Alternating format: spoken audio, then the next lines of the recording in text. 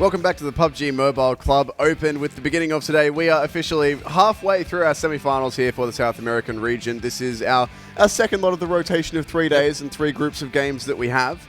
So it'll be interesting. We go back to E versus F. E versus F? E versus F has been our groups for the day. I second guessed myself for a second, but yes, E versus F is our first games for the second stage of the semi-finals, I guess you could say. We are doing games 9 through 12 of 16 total for these teams. If you've missed any of the semi-finals or you want to stay up to date with all of the action that we have going on across all of PMCO, you can subscribe to the PUBG Mobile Esports YouTube channel where everything will be uploaded and streamed live. If you're watching this on Twitch, it's all over there as well. And if you do want to play yourself some PUBG Mobile, if you don't already have it, then you can grab it completely for free from the Google Play Store and the iOS App Store as well. So do both of those if you haven't already. If you've been watching any of our broadcasts, and you've heard that a lot of times, but you're going to hear it more because we've got to make sure that everyone does it. So, E versus F. These are our two heavy hitters, aren't they? They certainly are. These are the big two groups. So when we saw these two go at it earlier on, we saw a lot of upsets. It was not a lot of Brazilian killers and Queso action in the first round of this group clash, I guess you'd say. Both of those teams were pretty quiet, found themselves in the bottom half of the 16-team lobby that we had. So I'm excited to see if they can make it out today and start to dominate the group. This is the groups and how they played out. We started off in the group stage with 24 matches, 32 teams, and from there we eliminated 8, essentially getting rid of a whole group worth of teams. This is where we are now though, the semi-finals. We've got 24 matches to play. Each team plays 16 of them.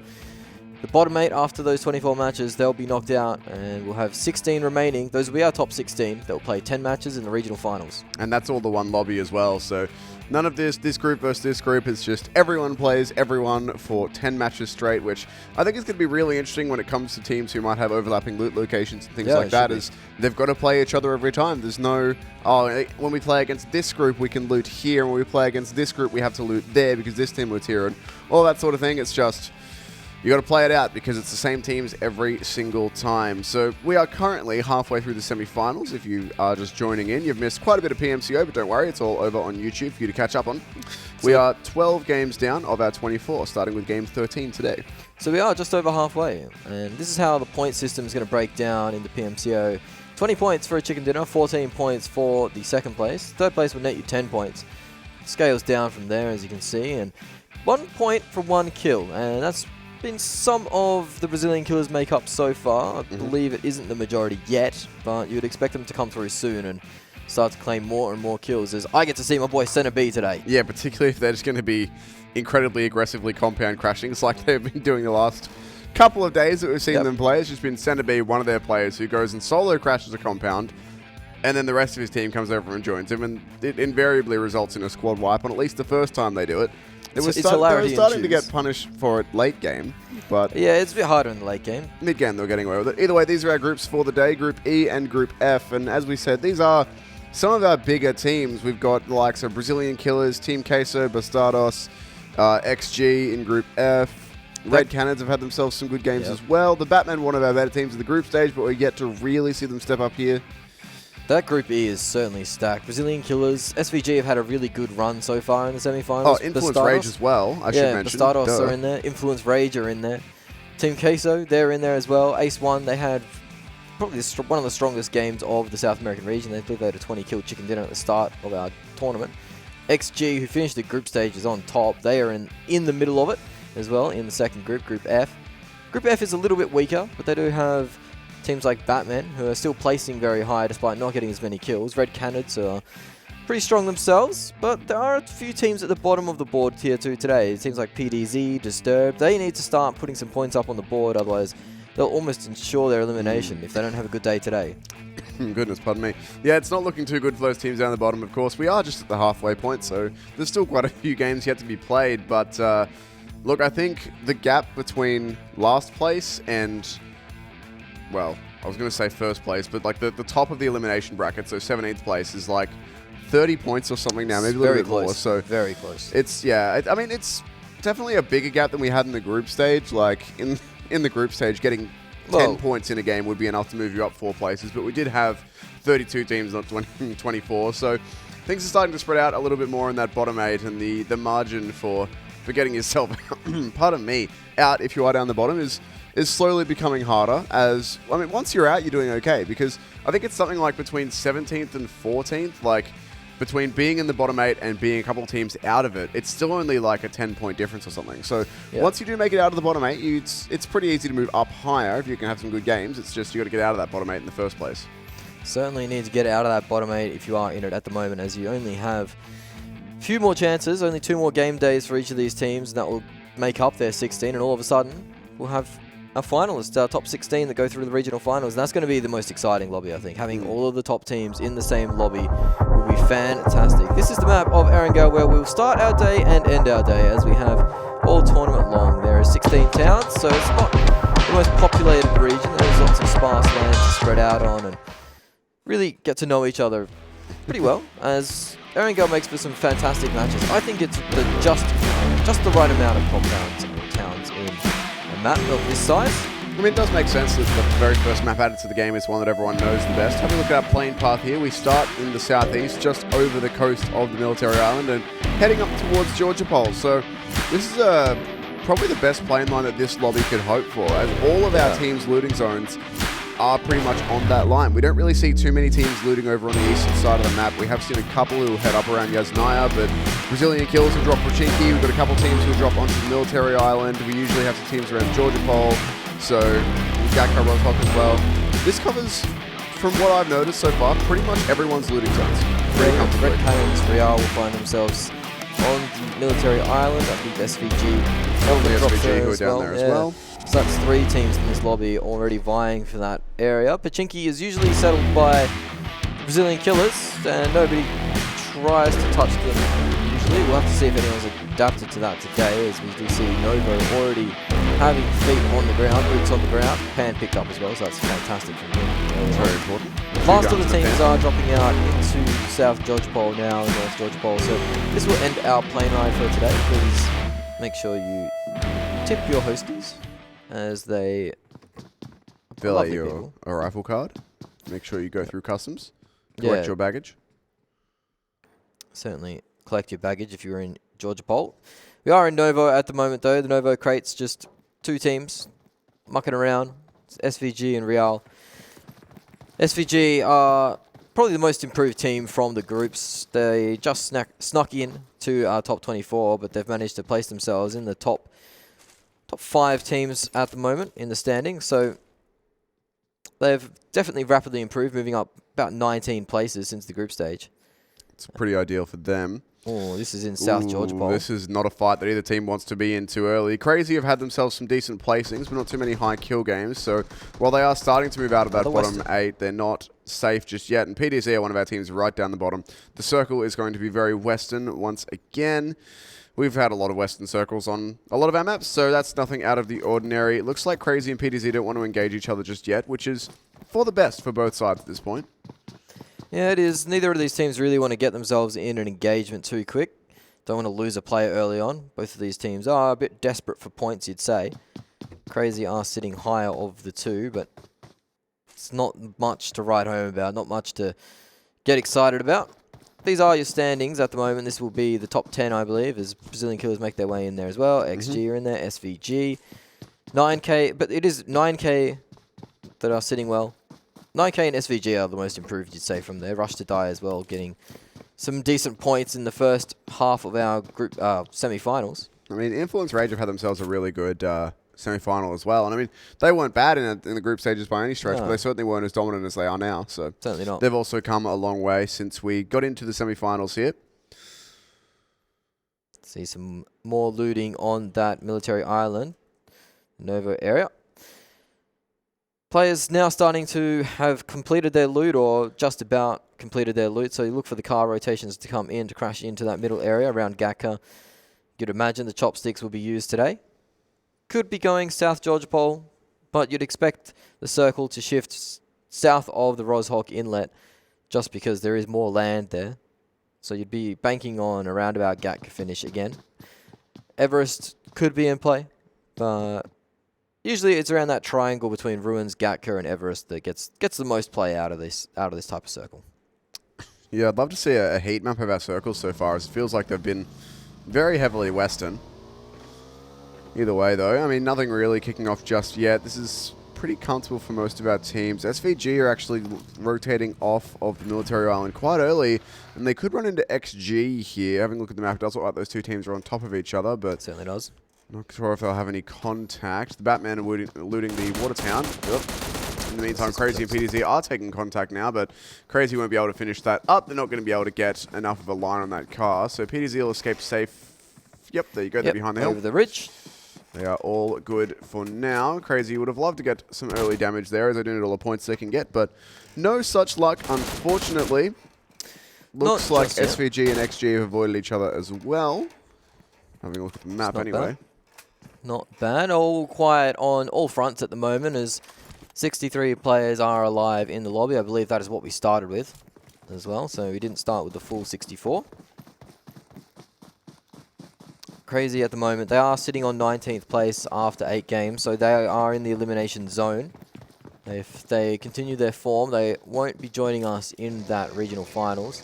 On board with Red now, who are one of the teams that are safe, sitting in 12th, but there isn't much of a gap. 16th is the Batmen on 58 points, and Red Canids are 12th on 72. So it's only really one game away for those teams to catch up to teams like Red Canids. One big chicken dinner, and you put yourself from about 20th up until about 10th, 11th. So there isn't much room for mistakes for a Red Canids side. Back on board with Crazy again as they're just medding up a little bit. A little bit of damage taken. Pokey, a little bit of argy-bargy early on in the game, but again, no knocks, no answers yet as the car rotates come in. So any of our teams in the bottom 8, pretty much if they can have a 20 to 30 point day, they will get themselves out of the bottom 8, at least for the time being. And today, given that, of course, we have 3 days of semi-finals left, but these teams only have 2. This is their penultimate day. They've got 16 games. They'll play 9 to 12 today and 13, well, some of them will play 13 to 16 tomorrow. Some will play the day after, but only 2 more days. So this is where our teams who are down the bottom, like PDZ especially, Crazy will still want to get some more happening. I need my groups reference really quickly. Who else is down the bottom there? Ace 1 need to get happening. Ace 1, Disturbed, PDZ, as you said. I believe we have Batmen, who are just on the cusp of elimination as well, so they'll want to get a wriggle on. Loops, they're on 14th, but that's not very safe at this current time. Killer's team as well, 13th, they're not very safe. But what I wanted to bring up, Tim, is the fact that PUBG Mobile actually sponsored a race car driver recently. A race car driver, did they? Yeah, they sponsored his race car on one of the American circuit. Painted it. Looks beautiful. Love that. I mean, car sponsorships always look sick because they just do amazing paint jobs for it. Yeah, they do. It's a good time. Oh, don't do it. Oh, boy. Center B, you're... Hold on. Loops.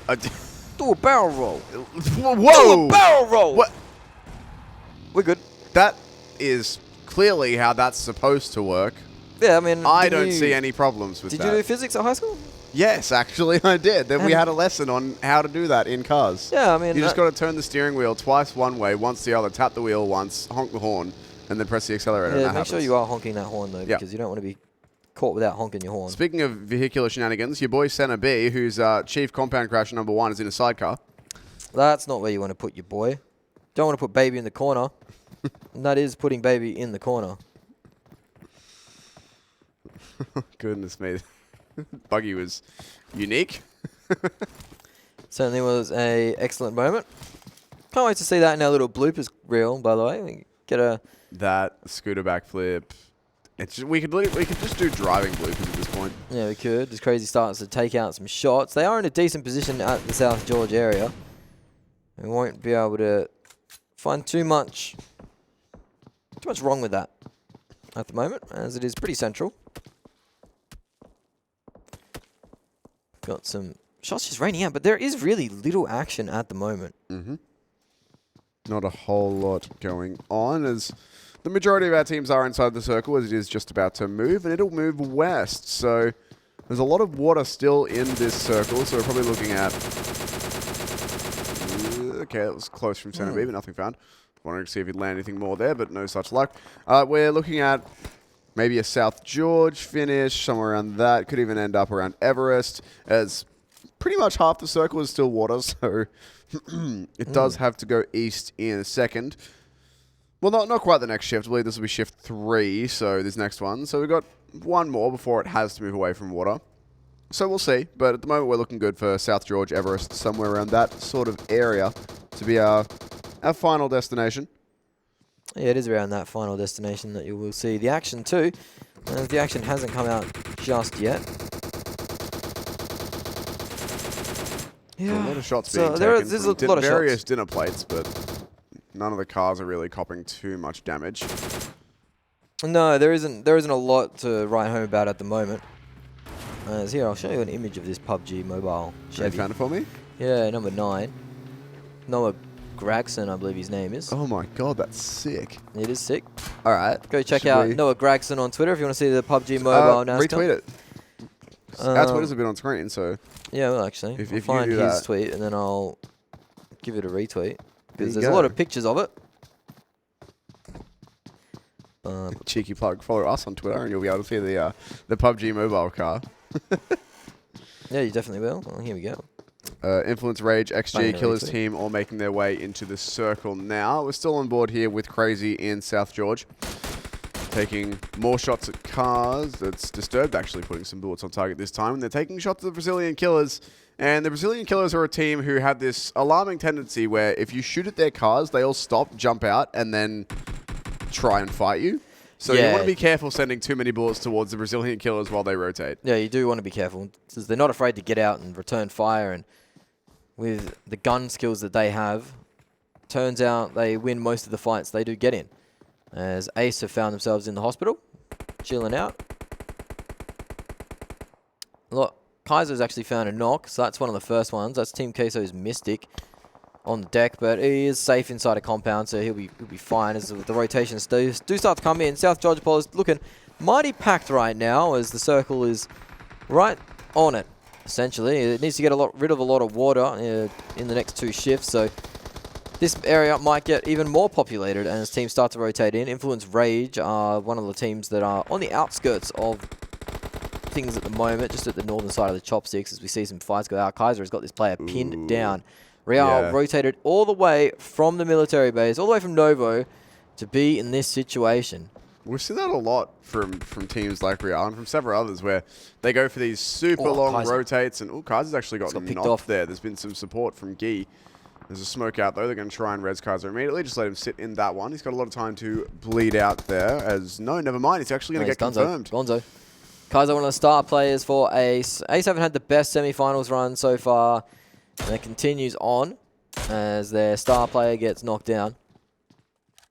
On board with Team Queso, who have 1 kill already to their names. So they're looking to start the day off strong and find themselves a big chicken dinner along the way. That would really solidify their spot in that top 16, you'd think, if they got a big chicken dinner today and maybe a few good finishes on their next day of games. Which I believe is tomorrow, actually. I think tomorrow. Yes, tomorrow's Group E versus G. So E play twice the first 2 days, and then we get F versus G on the final day. So certainly do. For our teams like Brazilian Killers, Influence Rage, those guys, SvG, who are right up the top, Team Queso as well, they're all in Group E. They're playing all of their games tonight and tomorrow night. Yep, certainly are. So everything happening all at once for them. So I mean, are any of our teams from Group E in the bottom? I don't think so. No, Group E is stacked and nothing. No, Killer's Group team, E I think, all is safe. closer. Killer's team are in 13. Yeah, they're one of the lower ones in there, but that's still safe at the moment, 13th, as we see more Brazilian Killer action get into it. This is the Brazilian, not Brazilian Killers, Influence Rage guys, who are sitting on rank 1, as you can see on the graphic on your screen. Axial is starting to get into the action well. That you can see the angle here they have is quite potent. Spamming into that side of the hill, and that could be the Disturbed guys getting lit up. Well, it could be even Guardians of Pyramid. Oh, it's Killer's team, actually, in fact, so been wrong on all 3 counts there. So I just had a quick look. 7 of the 8 teams in Group E are in the top 13. It's Ace1 who are in 18th. They're the only team who are at risk at this point. Guess who's getting kills? Is it Brazilian killers? It certainly is, as they found Influence Rage rotating in on the south side. They've managed to Red Canids rocking a hard place. Well. They are very stuck at the moment, as they've Influence Rage to their south, and Brazilian killers are holding the line to the north too, so if they crest where that tree is, they'll find Brazilian killers' shots. One of the Influence Rage guys, I believe it was Mendigod, who has fallen. So that's a big scalp to be losing for them.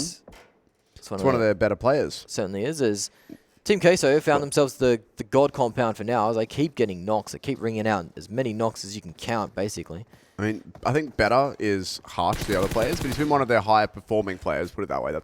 It's a more accurate summary, I think, than just making an outright judgment on player skill. Influence Rage, speaking of, are potentially being forced out by the zone. It will be soon on their back. Looks like, the zones will be pushing them out. As Red Canids, even though they were stuck between a couple of teams, they actually wind up in a position where they are edge guarding Influence Rage now, as I believe their compound is just outside the zone. Yeah, I think one of the buildings, the front building, is inside the zone. The rest might not be, as it just about finishes up. We do see our aerial shot of South George Bowl. There are a few teams in the area. Wait. But the circle. What? The circle has shifted western coastal. And half of it is water, so it's going to finish on the coast. It's going to finish on the coast for sure. So that means a lot of those compounds are now dead space. They're going to be in the blue next time. So we're going to see a lot of teams. This is going to be an action circle for sure, as teams have to rotate in. There aren't many compounds inside the circle. I've never seen a circle with that much water in it. The fourth circle, yeah, it's kind of crazy. The fourth circle normally goes away, not towards. I mean, I guess there was that much water in it, but SvG, Disturbed are all in good positions. Brazilian killers are loading up into cars straight away to go find a good position, but as you said, there's I can see 1 building on the map, maybe 2 that are actually inside the circle here. There is almost nothing. There is almost nothing. Teams are going to be desperate to find themselves any sort of deflate they can. There are some strong ridgeline positions as Brazilian killers are starting to rack up more and more kills. They are up at 3 already. So they are the kill leaders, you'd assume, as the Batmen start to get involved on Bastardos. Bastardos are another one of those teams in Group A, or Group E, I should say, who have been having a great day, or great time. Well, not a great time of it. They had a good first time. Sitting in 10th at the moment, so it's okay. It's not too bad. We've got 5 out of 8 teams from Group E in the top 10. Killer's team might have just dropped down, actually, and maybe eliminated already. As we've lost a team, and Killer's team look like they're not on the map anymore. Oh, right, yeah, no, I was thinking Brazilian killers. I was like, no, I'm looking at 3 of them, but no. Killer's team, when I actually get my brain to work, I think you might be right about that one. Ooh, Ace getting lit up as they try and find any sort of deflate playing the Red Canids players. They are getting in the action as that grenade looks good. Hasn't cooked it. Oh, some big spam coming from the red players on high. And that's a few teams already dropping out. That was 2 teams in as many moments. I think that was Loops and Bastardos that just got knocked. Ace going for a crash here. Whoa! Careful. That was dramatic, but they are inside and safe for now. Batman taking a couple losses as well. 1 to the zone, a couple of bullets. Ace1 already trying to get up into Disturbed here. And Disturbed, again, are one of our teams who do need the points. They are right down the bottom in 23rd place currently. Yeah, Ace is kind of bullying. Ace also need the points too, so battle of the teams that are desperate for any sort of traction in towards this back end of the group stage. We see PDZ and Crazy. That was a fight that was always going to kick off eventually, as they're both trying to rotate in from that South George side. We've lost a team. It might be... If Ace get themselves 10 points, they'll move into 15th place. Okay. So it's not too bad for them. They're in 18th currently, and the sort of middle of the pack are all quite close in terms of score. Like from 10th through 18th is like 20 points difference. So 15% of the total damage for his team for Trace. As XG players start to bleed out. 2 or 3 they've lost to the zone. Red have found themselves a good line. Trace will be picked off from up on the hill. Red and... Well, yeah, the Red Canids and Brazilian Killers at the moment are fragging out pretty hard. As Influence Rage start to get into the party as well. They've managed to avoid the Red Canids players that were edge camping them essentially and find themselves on the beach. So the Beach Boys, Influence Rage, doing some work. This is Team Queso being locked down at the moment by Disturbed. Interesting. A really rough position for them as they M16 spam into the smoke. Won't find anything just yet, but he was That not car's too pretty far lucky off. he didn't spot it moving any sooner. Yep. It's crazy getting onto Real. This is one of the Red Canids players having an eye on the Brazilian killers. He does get the knock. He will go for the flush eventually, you'd imagine. Does. He's managed to connect. And that will be one of the Brazilian killers players gone. And that it's an early start for them.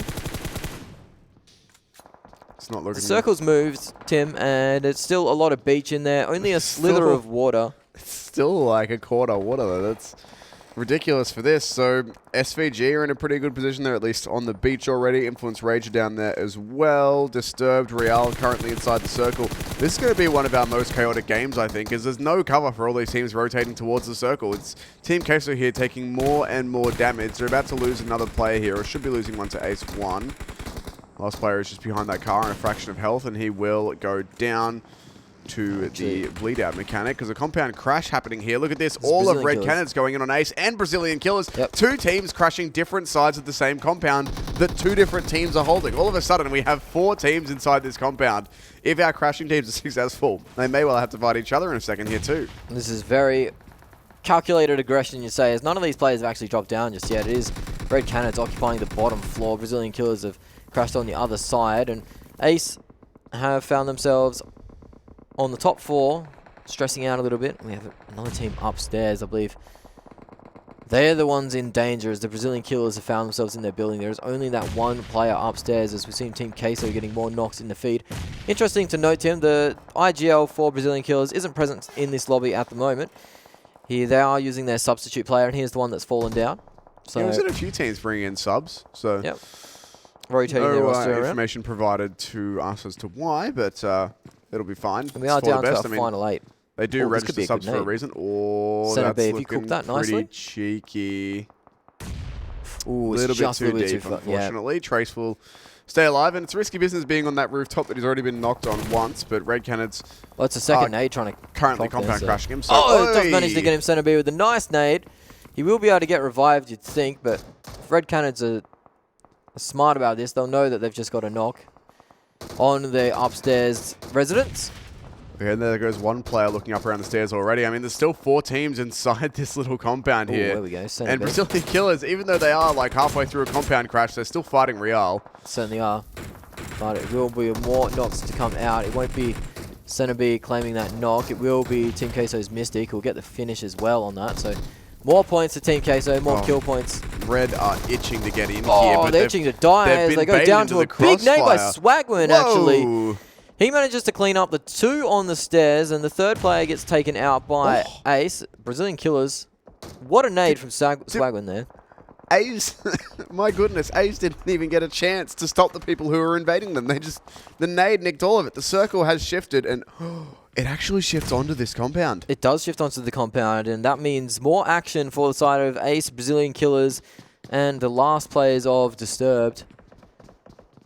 Brazilian killers are in a fantastic position with 8 kills to their name so far, so they're not stopping anytime soon. Mystic from Team Queso also racking up a 5k to start the day. As they've found themselves on the high ground, they will have to push into the zone. There is one Real player between them and the zone. He will be the last one as well, so if he's found, he'll be out. That car is rolling down the hill, so they're taking a bit of blue damage. Oh, no. The Real player could get a nice spray in here and get a knock or 2 if he does so choose. 9k are going to choose to live on the... Will Team Queso compound crash this? 9k are going for the crate. Are they? I mean, I think they're just rotating the southern side. The crate isn't that valuable at the moment. That's what I was thinking. That's a really odd decision, especially with the blue coming in on it. But it looked like they were running out to sea. They will chill out for now, though. Team Queso are going to get a smoke wall out to try and give themselves some room to maneuver. But they're on 7 kills. Yeah, they're doing all right so far. That said, this last couple of fights are going to be quite difficult. The last Real player is here, lying and prone below them. But we still have 3 teams inside this compound. Brazilian killers will start taking some shots, but nothing too substantial connected onto them yet. Ooh. Marco actually taking a tag there, and the blue's going to push in, and he's going to have to move through that smoke wall as Brazilian killers have found him. Center B finds Marco. And now that last Real player does go down to 9k. 9k still have 4 strong. Team Queso Sitting with 2, I don't know if they'll be able to get Marco up as he's just going to crawl through that smoke and wish for the best. It is Brazilian Killers and Ace 1 in the compound with the best position.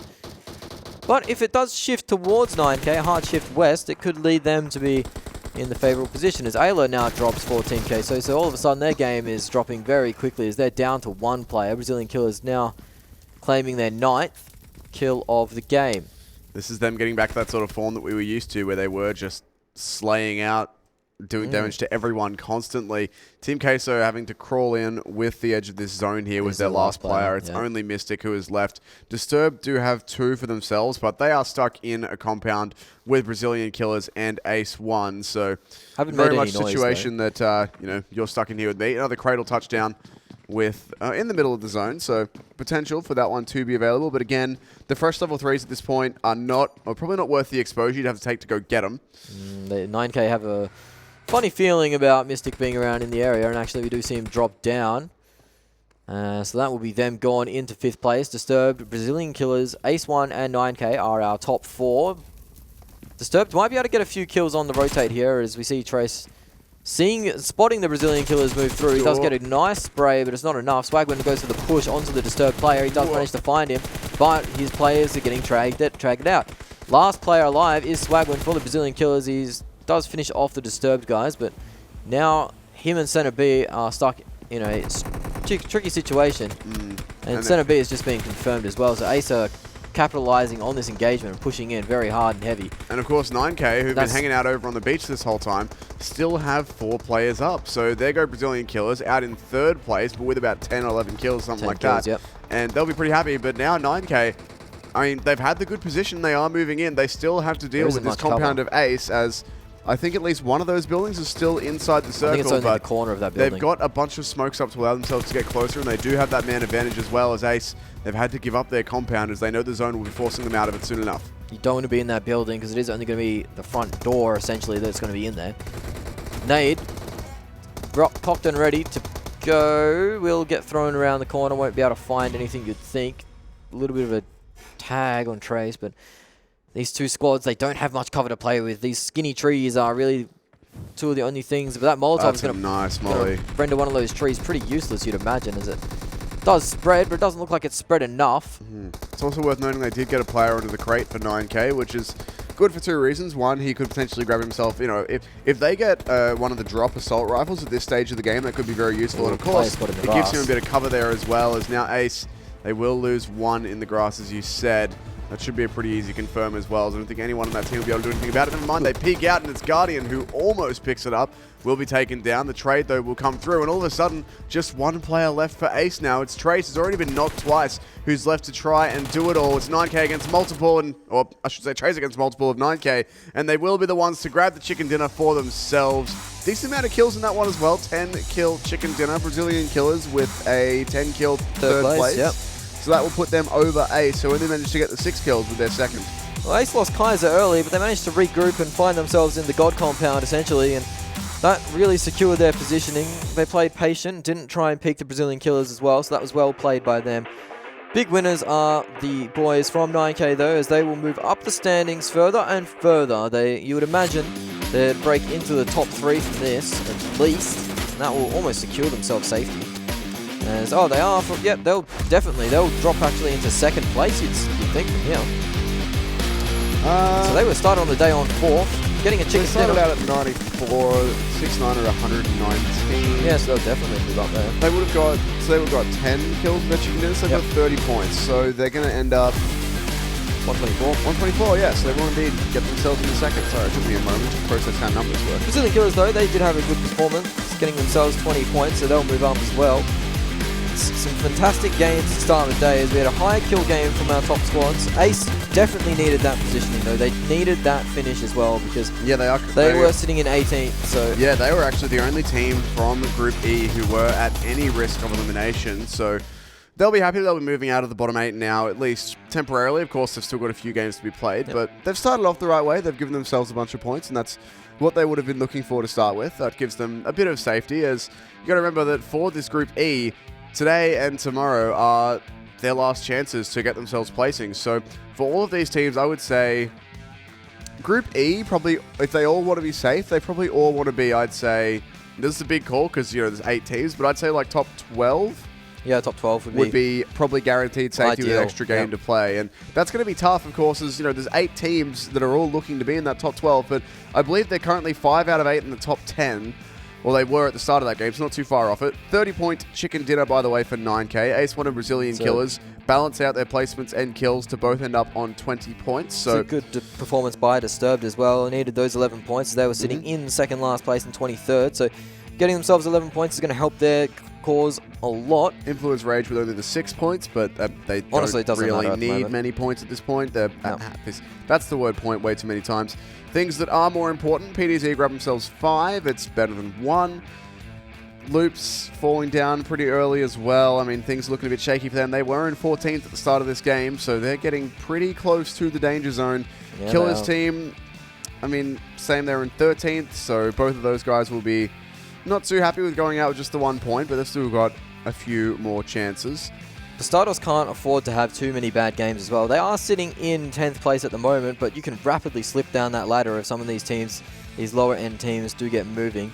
They could find themselves getting rather close to elimination. So hopefully for the Bastardos guys, they can turn it around. I know Law has been a fantastic player in the South American region. This is the overall, though. All right, here's our change up. So 9K will indeed move themselves up to 2nd with their 2nd chicken dinner. They'll be happy with that. Brazilian Killers up to 5th. Real crack top 8. The other teams that shift around have played 1 less game, so that's not too much to note. I mean, actually, SvG do fall down a position.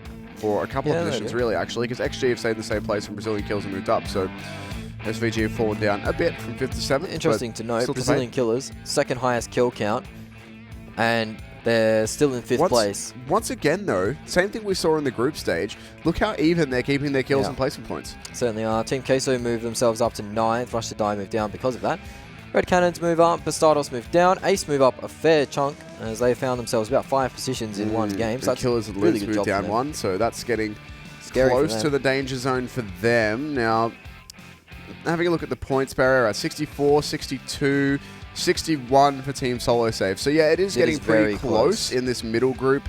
PDZ are rapidly falling out of contention at this point with half the amount of points of 17th position, and that's just the top of the bottom 8. So they've got a lot of work to do. The rest of the teams aren't too far out of things, but there's still a decent amount of work to be done. Unsurprisingly, our kill leaders are 2 of Influence Rage, who are the team currently sitting on top of the whole leaderboard. Brazilian Killers, who are our team, I think 2nd place on the second place on kill front, and then XG. I mean, XG haven't had themselves the worst time in the semis, but they also haven't had the greatest time. They're currently sitting in 6th in comparison to how their group stage was. That's not as good, but Mixera has been solid for pretty much the entirety of PMCO in South America so far. So not surprising to see him sitting in 2nd place there in the semis. He's been a very good performer for them. Yeah, Big Mick has been doing some big work for that XG squad. Centre B up there. I want to see him at the top of the day. Yeah, I mean, I reckon he could be. He's certainly been a very strong player for Brazilian Killers. That said, we are done here with map number 1. We've got 3 more, so semi-finals for the day, still with a lot of games yet to be played. Don't go anywhere. We'll be right back after this with Sanhok for our second map of the day.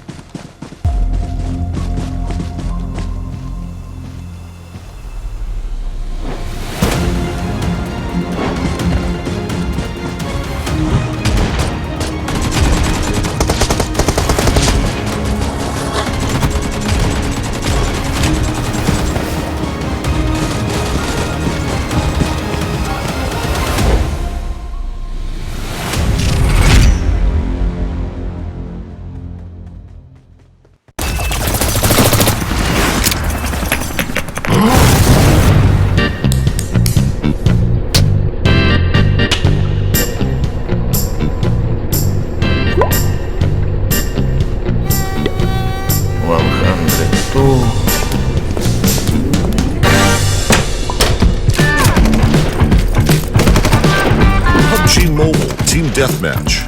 A quick game for those short breaks. There is a better choice.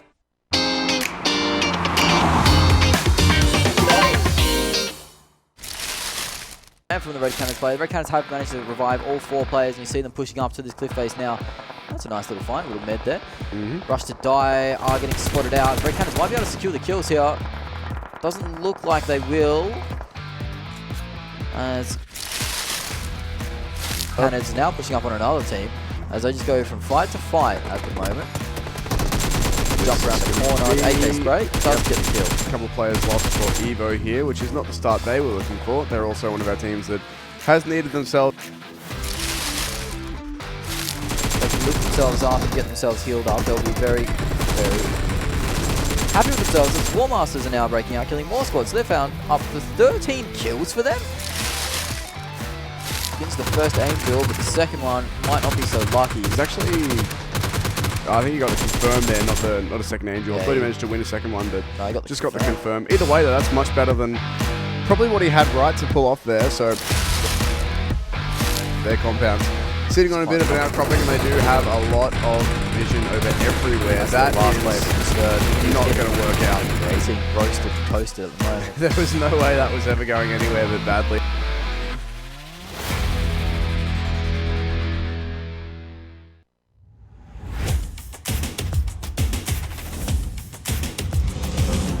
The pan. Oh, it's the nade. Oh no, it's just a smoke, just a smoke, just a smoke. He doesn't know. He does not know the Mad Dog lies. Yeah. Are they just going to leave him? I think they might. Oh, they've given him a smoke as well. That's so good for him. Is this a 5-player team? What are we seeing here? A few moments later. And IND are just giving. Oh no, he's going to spot that. No, he does. Surely he didn't. Come on, Slayer. Oh my goodness. It's in your me. namesake. You've got to take him down, son. No Mad Dog's way. still there. This guy is literally free soloing right now.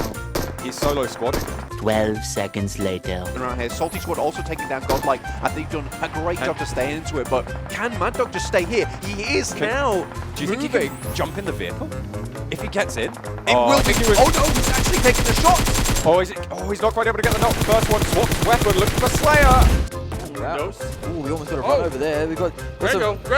Oh, the fake out, make out over here. He's turning on Oh, him. the jukes are real right now. Grego, can Grego connect over here? If I was Grego, He's giving it up. no, No, he hasn't. He's take it juke up. back. He's coming Okay, double back, going fake back, it. going back. Cool. Oh, this is it. This is it. Oh, it has to be. Oh! Got him! Go on, he's There knocked we over. go. He's got to get out and give him the BML. Not just just chilling like near the circle. They don't want to get into any fights, especially they have executors on the same city right there, so maybe just gonna chill. And that was close. That was interesting. Yeah, because the Nazi will be Ooh, dropped. look at But this. Justice falling in. DDS is in a lot of trouble here, but Justice gets shot upon by Yai. He's one of the players trying to run away, but he still actually hits a 3. Now he will be spotted out and will be sprayed down, and they will be able to knock him down on the floor. The teams that are right at the bottom. Has he not spotted Nico though? Yeah, he's just a little bit hidden. Oh, now he's gonna have spotted him. Yeah. How can he not have done? He gets over the wall before he gets knocked. Fantastic. does get a lot of damage on the trade, but the red cannons are all over this movement at the moment. And there they go, PMCO Esports out in number 15. Actually, no, that's not even the team that was watching. That's a different team altogether, but Ooh, that does a fair bit of damage too, knocking these players to half HP. That Molotov they threw in previously does get a knockout. This might be the signal to go, go, go. Pushing in here. There is one player just sitting on the deck, knocked out. But the Molotov is actually burning himself with it, so this is a Molotov he dropped down earlier.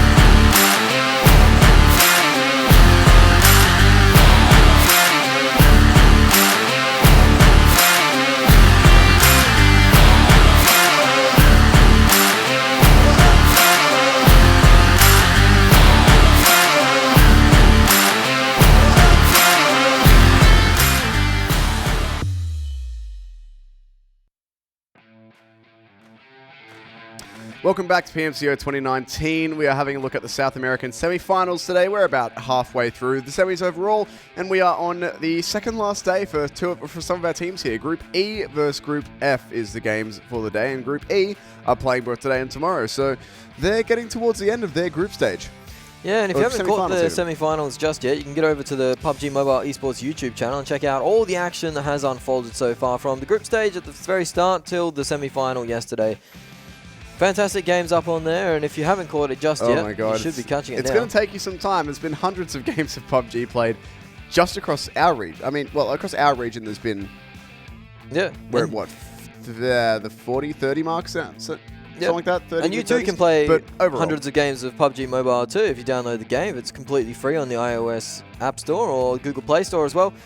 Get into it. There are some Daryl Dixon motorcycle skins to be had at the moment as well. There's lots of Battle Pass rewards and such, and it's completely free. Just get into it and get stuck in it. It's good stuff. And you can paint the plane. That's what most of our players seem to... That's what SvG does every time. That's what most of our players seem to like doing, is just making sure they paint the plane as we do load in. But yeah, I mean, it's like, I think it's 58 games per region from group stage all the way to regional finals. We've got 6 regions. So if you want to do the maths on how many games that is, I don't want to do it because maths on stream is a bad idea. It's a lot. It's several hundred.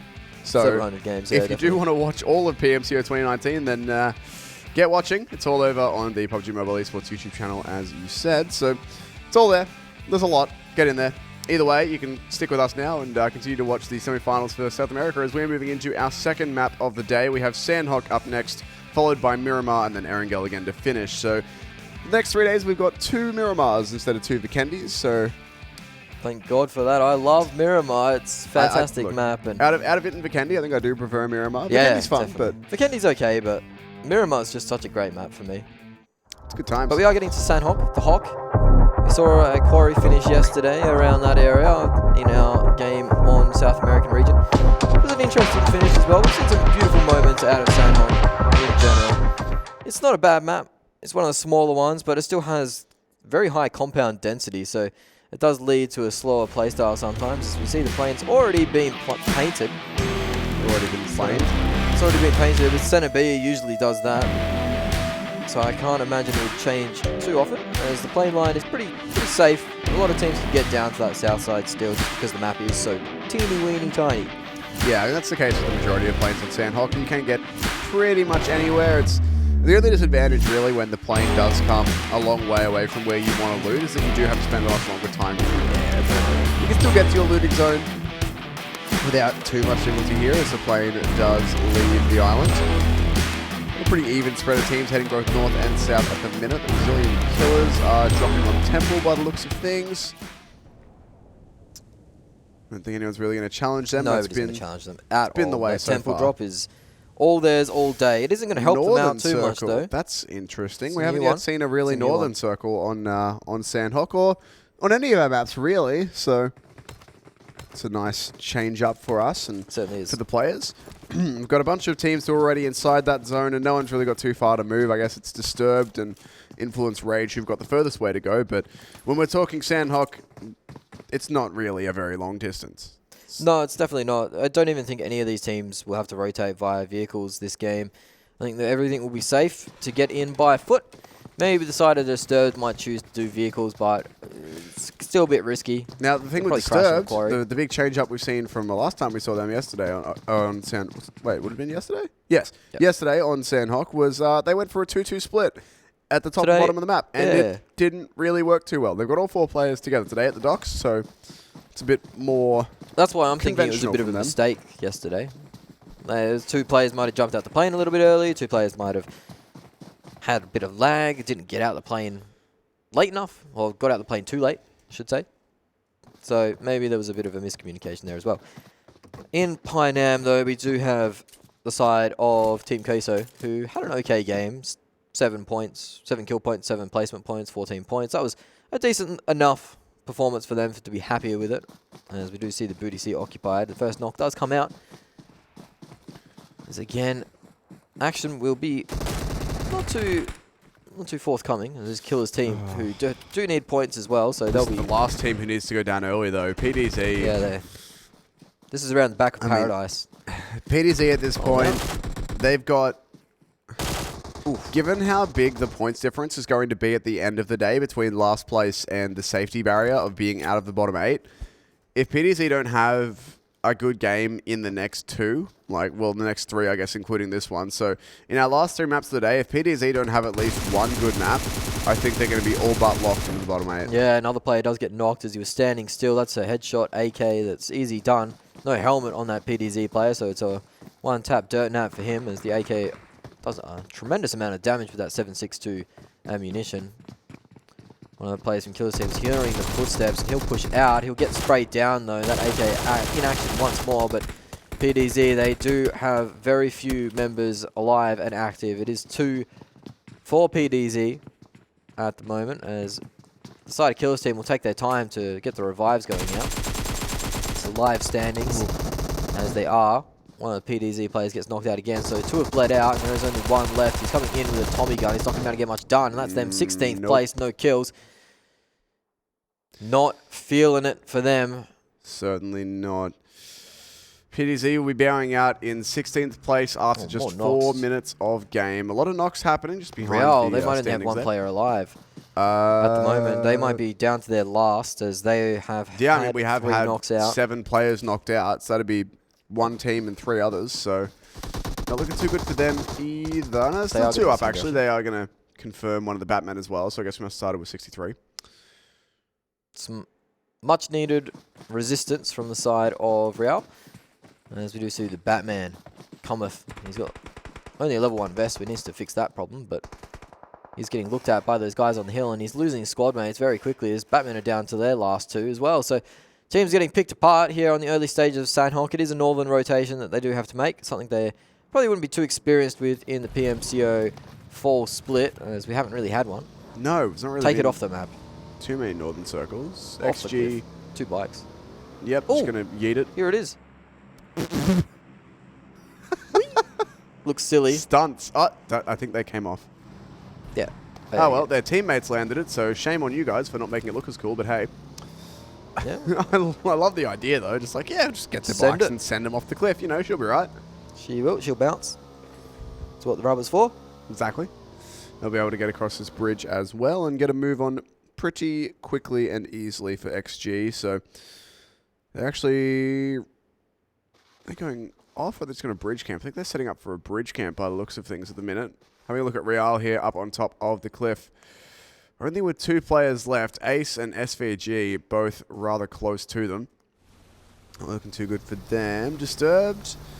I like this. They've taken a lot of time to go get their looting done at the docks, and they're now going to jump in a boat and a jet ski. I mean, the jet ski's seen better days. It's a bit rusty, but she'll work, and they're going to go for a boat rotation all the way around the western side of the map. So this is how I think they wanted their game plan to work yesterday, as they ended up doing this with 2 players, but now they've been able to do it with all 4. They loot at the very, very bottom extreme of the map, and then they're able to jump in the water and rotate all the way around. So they'll be safe for a bit, and they can pretty much land, well, wherever they want. I mean, I wouldn't be surprised if we see them go all the way around the top of the island and land near where that crate is, somewhere up in the very top there, as that is in the middle of the circle in terms of coastline. Ace Trace with the Car 98 gets a nice knockdown there, but won't be able to confirm the kill or thirst it out because it is behind a bit of cover now as the player crawled away. They've got their targets in their sights as players do converge on that central area where Ace are located. Brazilian Killers have found themselves pretty much alone on that northwestern island, as that's their chosen path of rotation. Team Queso, another team to look out for, they're rotating just past boot camp.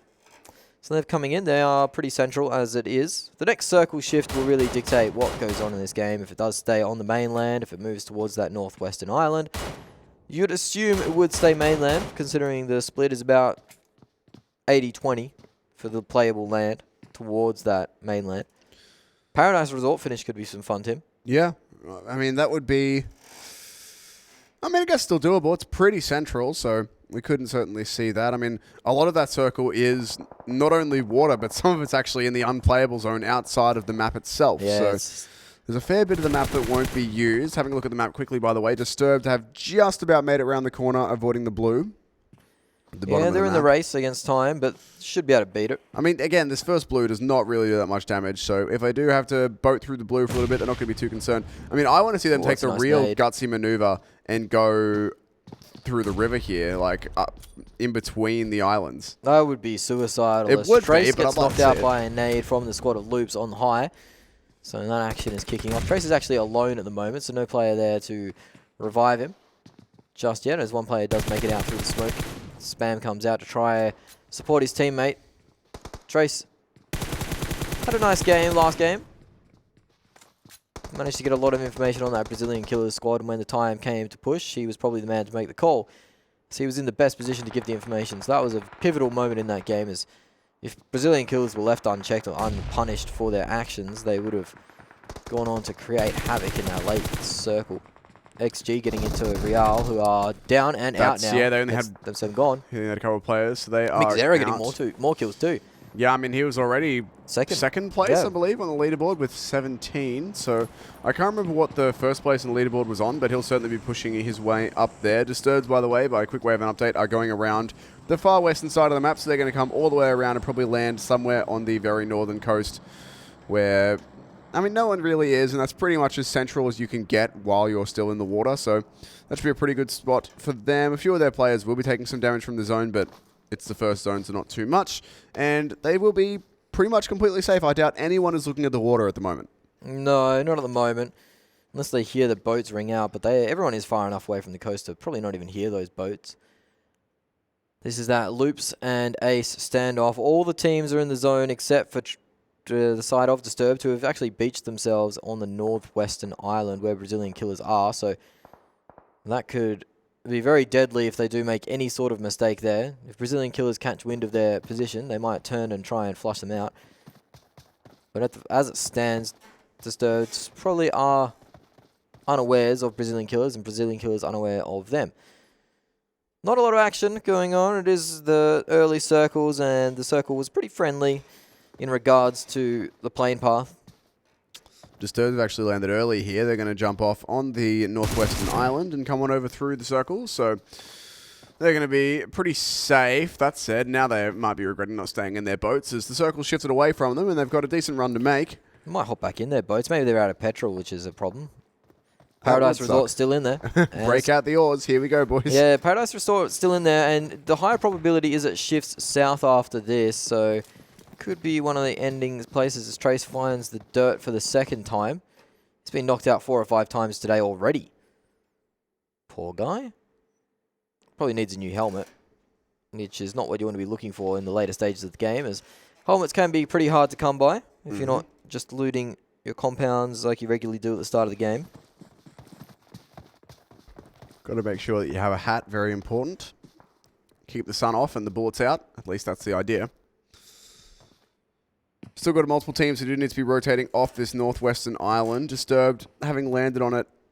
I mean, they'll be safe for now, as there's no way, really, that Batman or Brazilian Killers should know that they're behind them.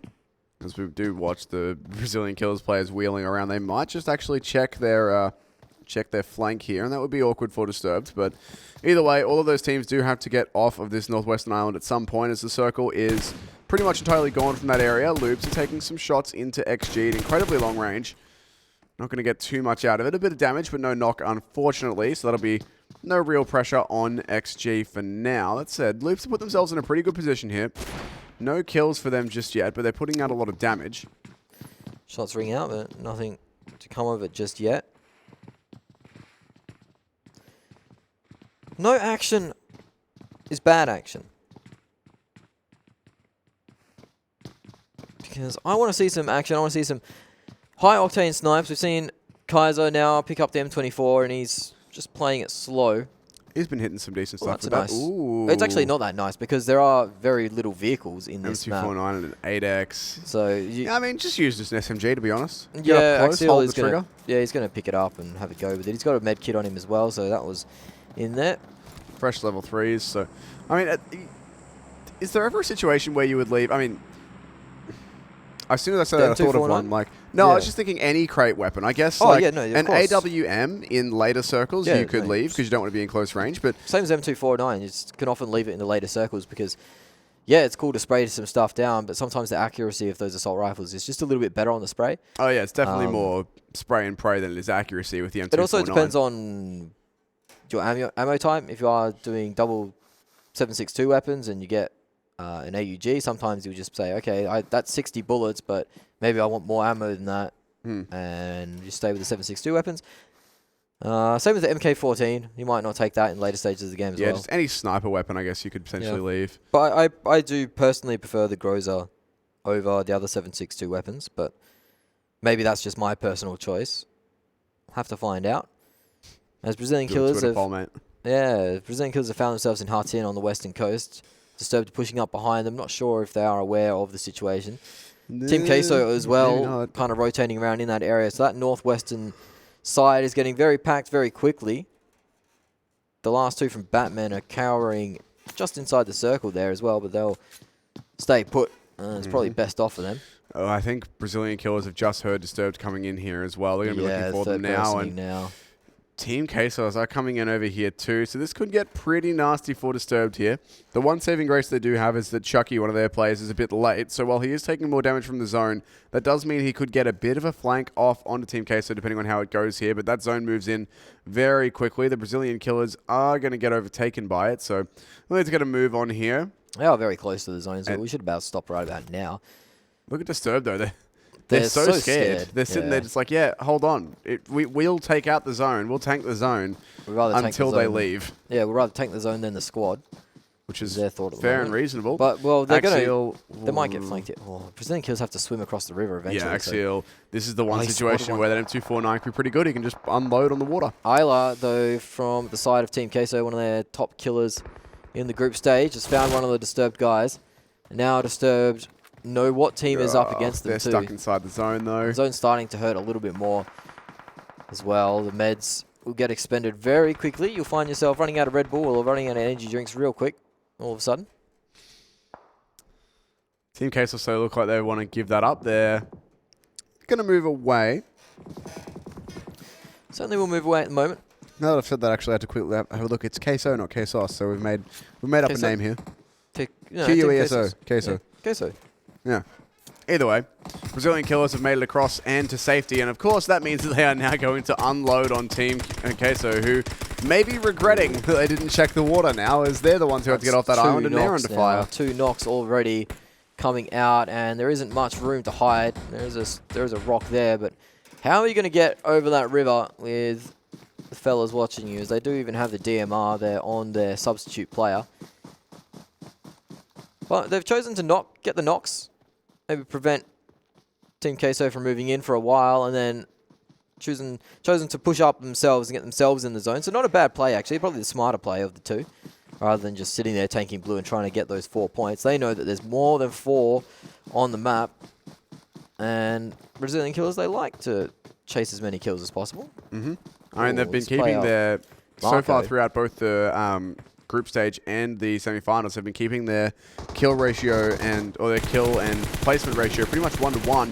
Marco doing some big damage here to these Disturbed players. Of course, he's still stuck inside the zone, but given that he is right on the edge, it's not too much of a concern for him to sit there and take some damage, and he's going to get a grenade out as well.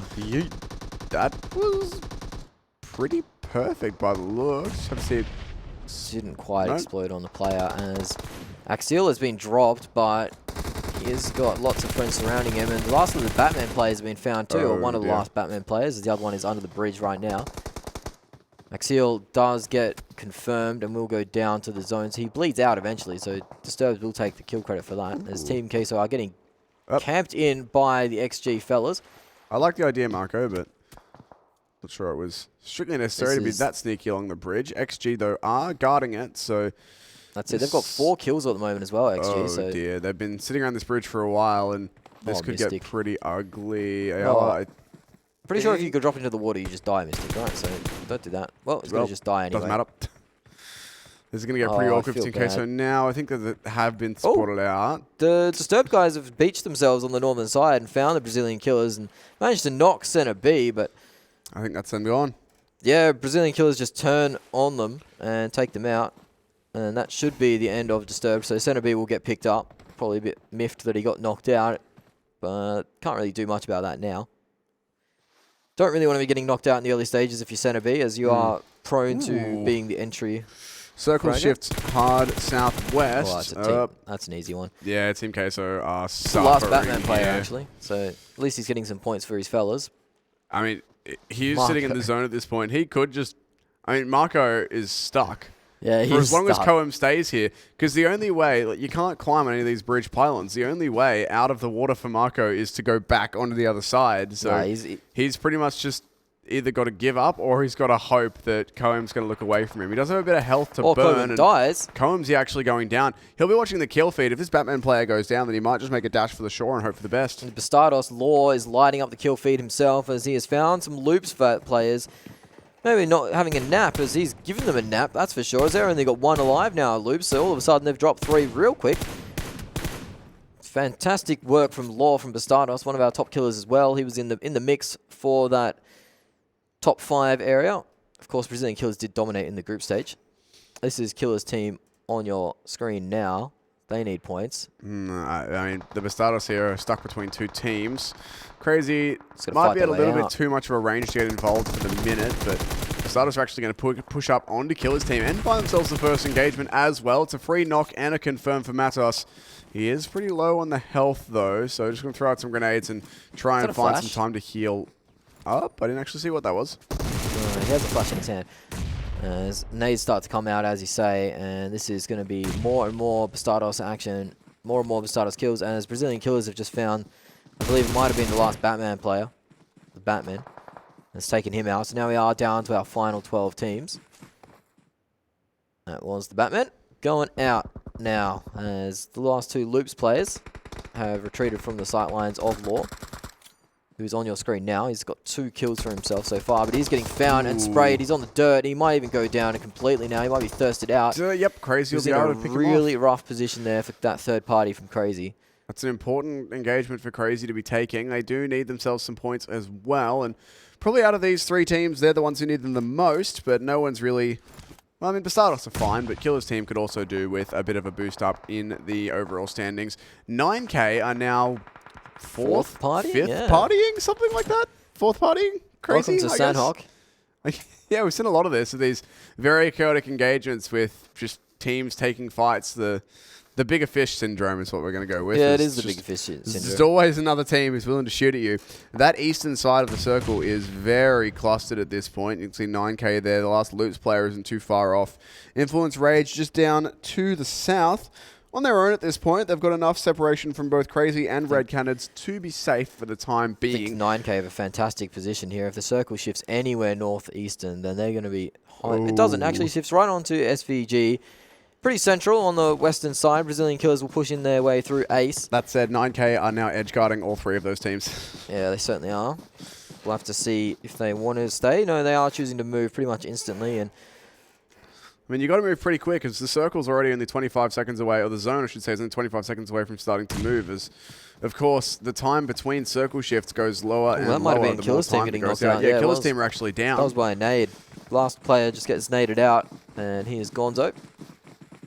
So we are dropping now into our placement points as Ace have found the rotation of that Brazilian Killers player. It was their substitute player, so he goes down first again. Doing his darndest, though. And Brazilian Killers now are...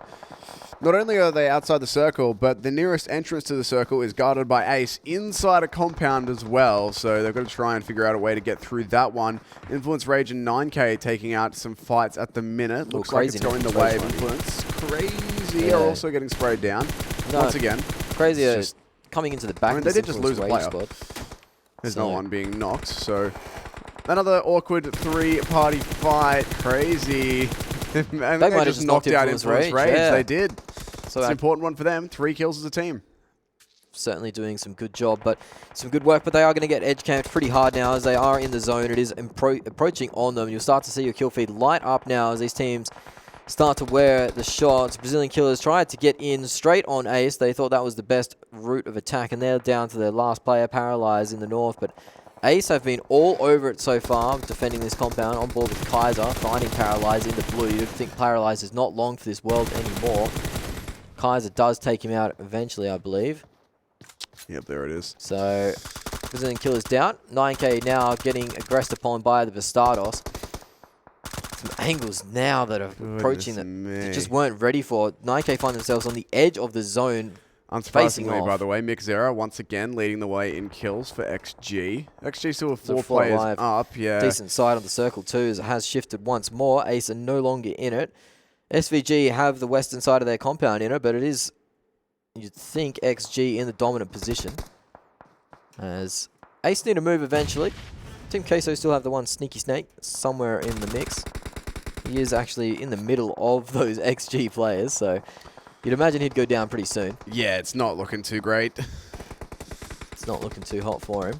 I mean, it's not looking too good for any of these teams. They are all Decent rotating shot. over in pretty disparate groups coming in as the zone forces them. Red Canids will be coming into the southern side of this circle. 9K getting sprayed at long range by XG.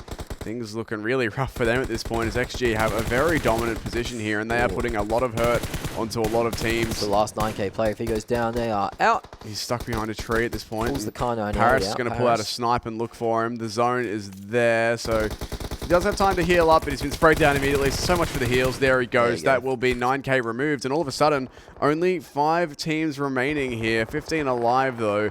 XG, the only squad at full strength, unless Ace1 can get a revive happening. And they also have themselves a very good spot here in the high ground.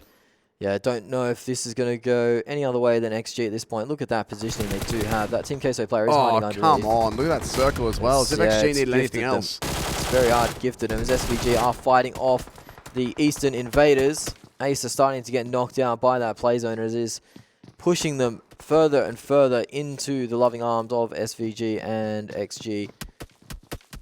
More players start to bleed out to the zone. Jukes start to come out, but it is just these 2 players playing. That had to happen eventually. Just Red waiting on Canids. the push to come in. Yeah, Red Canids will be able to get that Their kill last at player. least. And now they're looking to essentially try and clean up SvG, actually, as that's, I think, what they've done. Well, this player is reloading. If the Red Canids got the 3rd kill, he actually just finished 3 of SvG. They filed in 1v1 and 1v1 me bro, and they did.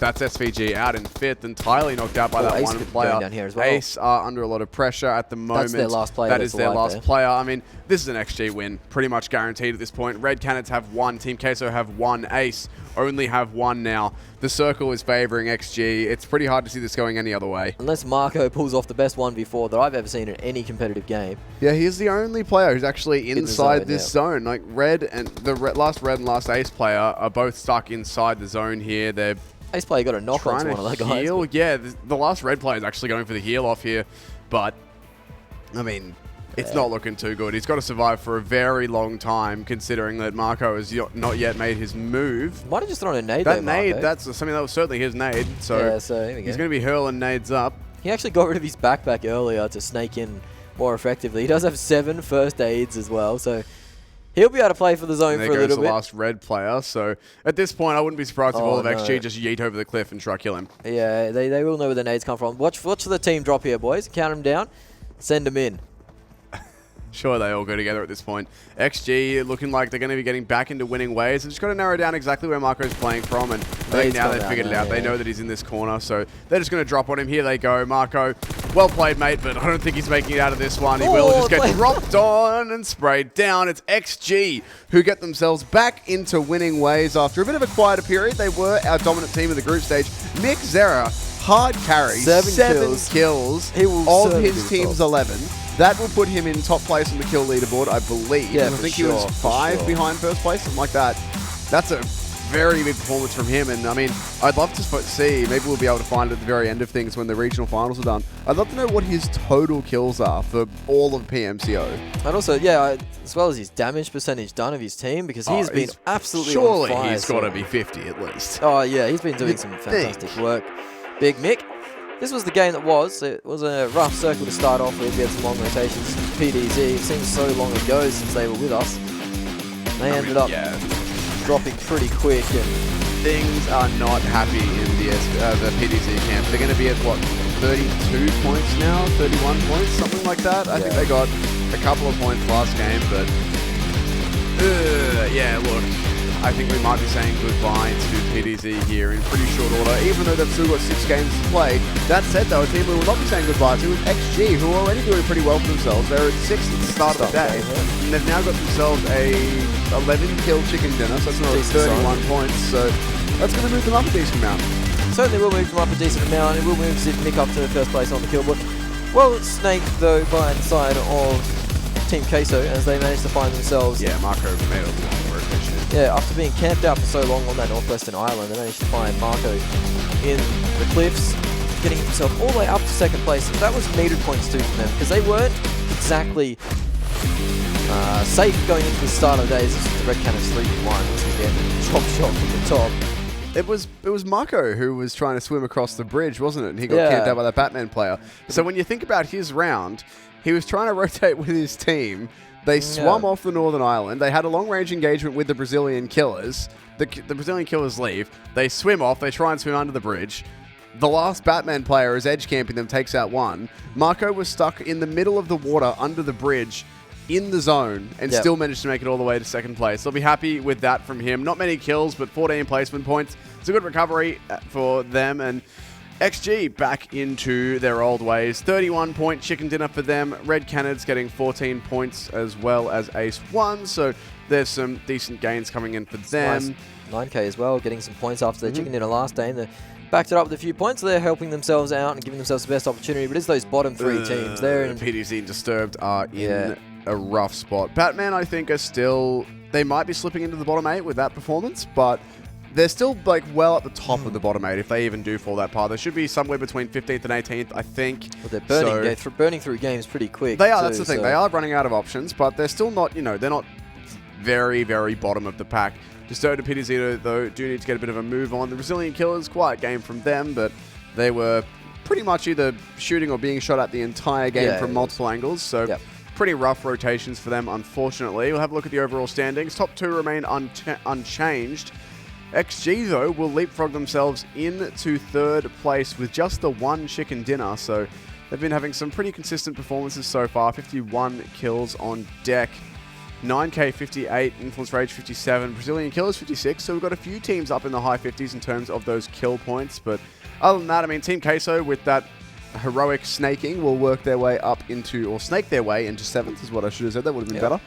If you think about the group stage for Brazilian Killers, they finished on 101 kills. They've got 10 games in there, 56. So you got to think that group stage performance is absolutely ridiculous. Yeah, they've slowed down a bit, considering that their group stage was only 12 games as well. Yeah, it certainly was. Red and Bastardos will move up a little bit. Bottom half of this screen is unchanged.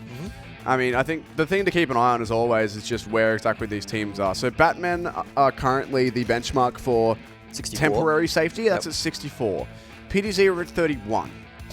So, I mean, our teams who are, I mean, like Team Solo Safe and War Master, they should be fine as they've played 2 less games and are only between, what, 3 and 10 points off pace. So they'll be fine. Crazy, Disturbed, they're, I mean, still within a shot. If they can get themselves 10, 20 points these last couple games, they'll move up a little bit. PDZ, I hesitate to put a team in the bin too early, but they're almost in it. They're almost in there. They need to, if they double their points, they're still barely out of the top 8. Yeah, but it is one big game, they'll double their points. This is Mick Zera, though. My goodness. Taking over. 24 kills just in the semis. I'm pretty sure he was one of our kill leaders in the groups as well. Again, these are our top performing teams. Mystic has actually edged out the other Influence Rage players. They did have 2 in the top 5. Now Mystic has worked his way up. Mick Zera, though, it's his game, it's his story. 24 kills over the 10 games he's played so far. Nice average. Yeah, like 2.5 kills a game. 2.4, yeah, is perfect 2.4. Huge. Half a squad every single game when you've got to consider that sometimes the drop isn't with you, sometimes your team goes down really early. It's very well performed from him. We do still have 2 more games for the day. We'll move into Miramar for map 3, but first, a short break. We'll be right back with that after this.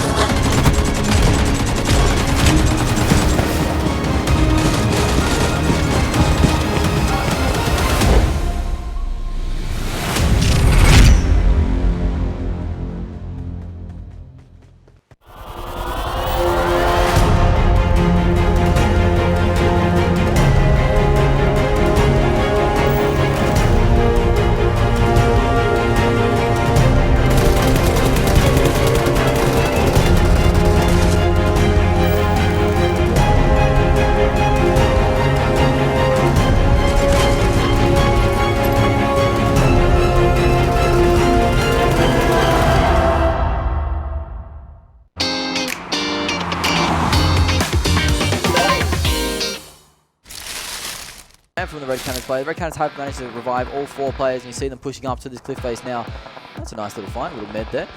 Rush to die, are getting spotted out. Red Canids might be able to secure the kills here.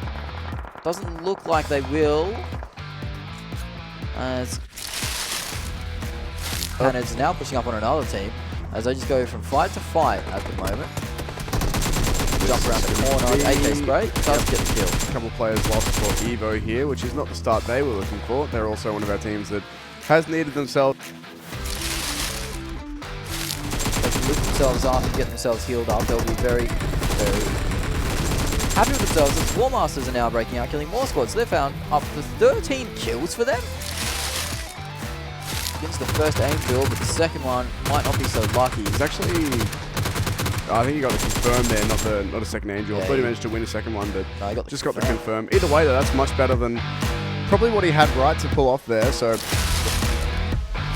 their compounds sitting on a bit of an outcropping, and they do have a lot of vision over everywhere. That is not going to work out. Yeah, he's getting roasted, toasted at the moment. There was no way that was ever going anywhere but badly.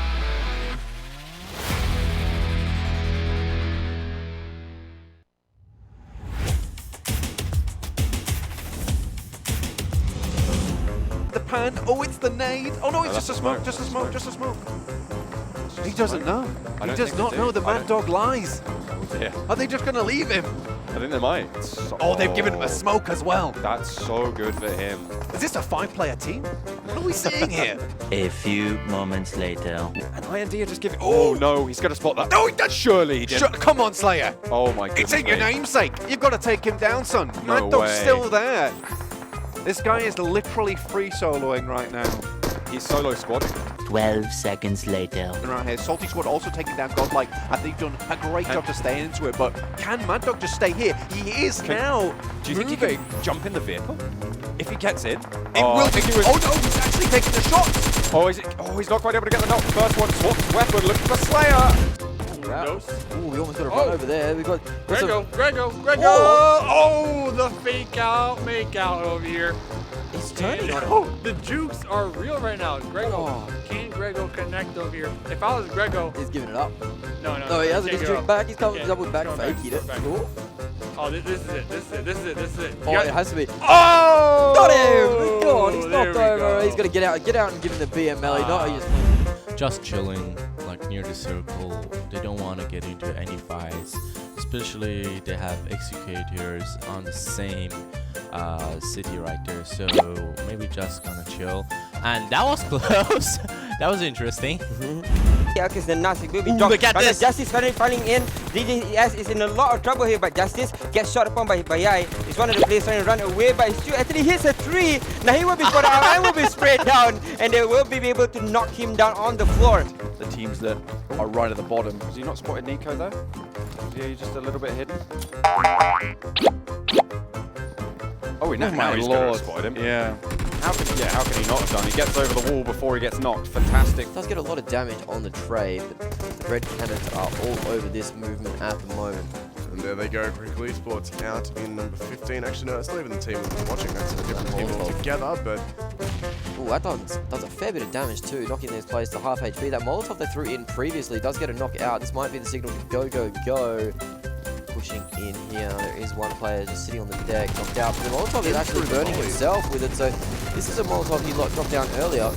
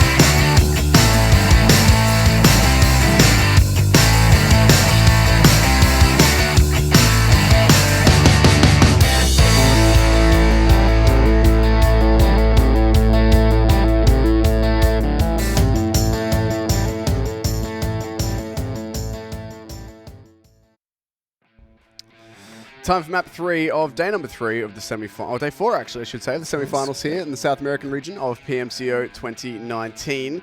We've got a few teams who are still in contention to get out of that bottom 8. Of course, the majority of our field is going to be safe. We are losing the bottom 8 out of 24, so bottom 8 are the ones who are getting eliminated. And of our teams today, I think we've only got 2 teams in there at the minute, maybe 3, but only 1 who are really stuck, who are right down the bottom. That's PDZ. Either way, if you've missed any of the action or you want to stay up to date, make sure you head over to YouTube and subscribe to the PUBG Mobile Esports channel, as all of the games are going up there in a variety of languages. Plus, we are streaming the games over there live as well. So if you want to have everything all in one place, you can head over to YouTube. And if you do want to play the game, of course, it's available completely free over on the Google Play Store and the iOS App Store. There you go.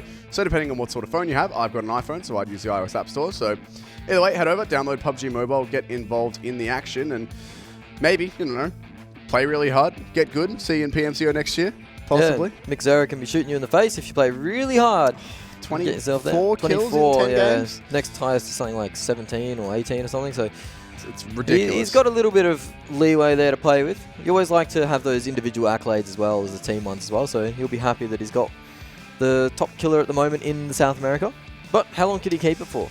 I mean, so far, seems like he's been pretty consistent in getting multiple kills every game. Last game was a 7-kill one for him. I think he got 4 or 5 in the first game, so he's pretty consistent at keeping it up. Yeah, he's doing pretty well so far. We do move into Miramar for our 3rd map of the day, which we haven't seen for a little while. We had Vikendi yesterday, so back on Miramar now. It'll be fun to get back into things, and we do have 2 Miramars out of the next 3 days. We've got Miramar, then Vikendi, then Miramar. It's only our 3rd map that is changing in the rotation at the minute. We keep Erangel, Sanhok, one of the 2, and then Erangel. So Miramar's a good bit of fun. It's another one of our really big maps. We're going to have a quick look around it. One of my favourites. Yeah, it's one of both of our favourites, I think. It's the same size as Erangel. It's one of the 2 big boys. 18 towns. Unique weapon, the Winchester, which we haven't really seen too much of. No, it's one of those guns that doesn't come out very often. Can't put a sight on it, so can be quite difficult to use, especially at long range, and Miramar tends to lead itself to long range engagements at the start, and Senabi has gifted us another plane paint. He just likes this skin, clearly. He does like the skin. He likes... I don't think anyone's challenging him too. I think it might be a respect thing. I mean, one of his teammates actually put on the skin right before he did it, so... Senabi's just like, no mate. Nah, I got this. This is mine. This is the one. Either way, plane line is... Yeah. Southern moving east, or west to east, I should say. Yep. Pretty much covers the majority of the main looting areas. Brazilian kills will head south onto the prison island. That's where they normally end up on Miramar. So they've got a couple of teams moving with them though, at least one. Hard to tell them if it's 1 or 2 with them. Looks like it might be either one of the team above the Brazilian killers, but amusingly, it does look like the team who are going with Brazilian killers are already considering pulling out. It's SvG, yeah. Yeah, they're probably saying like, nah, man, Brazilian killers can have the island. Give it to them. We'll just space ourselves out a little bit, and that is indeed what they're doing. Is Brazilian killers here are the ones on your screen, currently parachuting above the bridge. They certainly are parachuting nice and high above the bridge. It's a nice look, isn't it? Don't break your ankles. No, they'll be fine. Oh, he's landed on the high ground. That's actually their sub on screen now, so getting some screen time as well. Nice clean fit on. Appropriately dressed for the weather. Nice and hot. We get sunburned. Leather probably not the play either. Very sweaty in leather. Yeah, and you'll get quite a bit sunburnt in that. Open shoulders. There you go. There's a circle. It's a little bit of a southeaster. Almost hugging the island, essentially. There's no... Damn it. No, the little islands aren't in play, Tim. Sorry, mate. Can't help you. But there is easy rotations for pretty much every single team. In fact, most teams are already inside the circle, so we could be waiting a while for any sort of action coming out. If they're not already inside the circle, they are very close, so... Yeah. Should have some pretty easy 2 teams in Los Leones. PDZ is there, so they need to hide in a building forever and a day, I'd imagine. That could be the game pretty plan much, for them. boys. Just dig yourselves passive. a hole. Yep. Get inside, stay in there, let everyone else die, and then claim some placement points. They are... Well, they're on struggle street, we'll put it that way. They're currently on 31 points. The benchmark for getting out of the bottom 8 is currently in the mid-60s. Mendigod's going to find himself the first knock and confirm onto one of the Loops players as well with a scar. It's one of the loopy gamers. They need to not be getting those knocks early on, as they need points as well to mark themselves safe. So we're going to see a little bit of a break in action here, I'd assume, unless that power grid area just north of there, the city north of there, will pop off as well. But I think Hacienda del Patron as well will be a bit of a hotspot. They got Team Queso there. They'll be looting and rotating out of there. La Bandita is pretty central. So there's not going to be a lot of action, though, I don't imagine. So if you had to choose one place to live in Miramar, where would you be? If I'm PDZ or just in general? Just in general. If Miramar is converted back to a city, it's not crazy anymore. I'm probably thinking like maybe Puerto Paraiso or Los Leones, like somewhere that's pretty central to the coast, but still kind of a major city. Yeah, I'm feeling like in a desert, the one thing you want to be close to is water.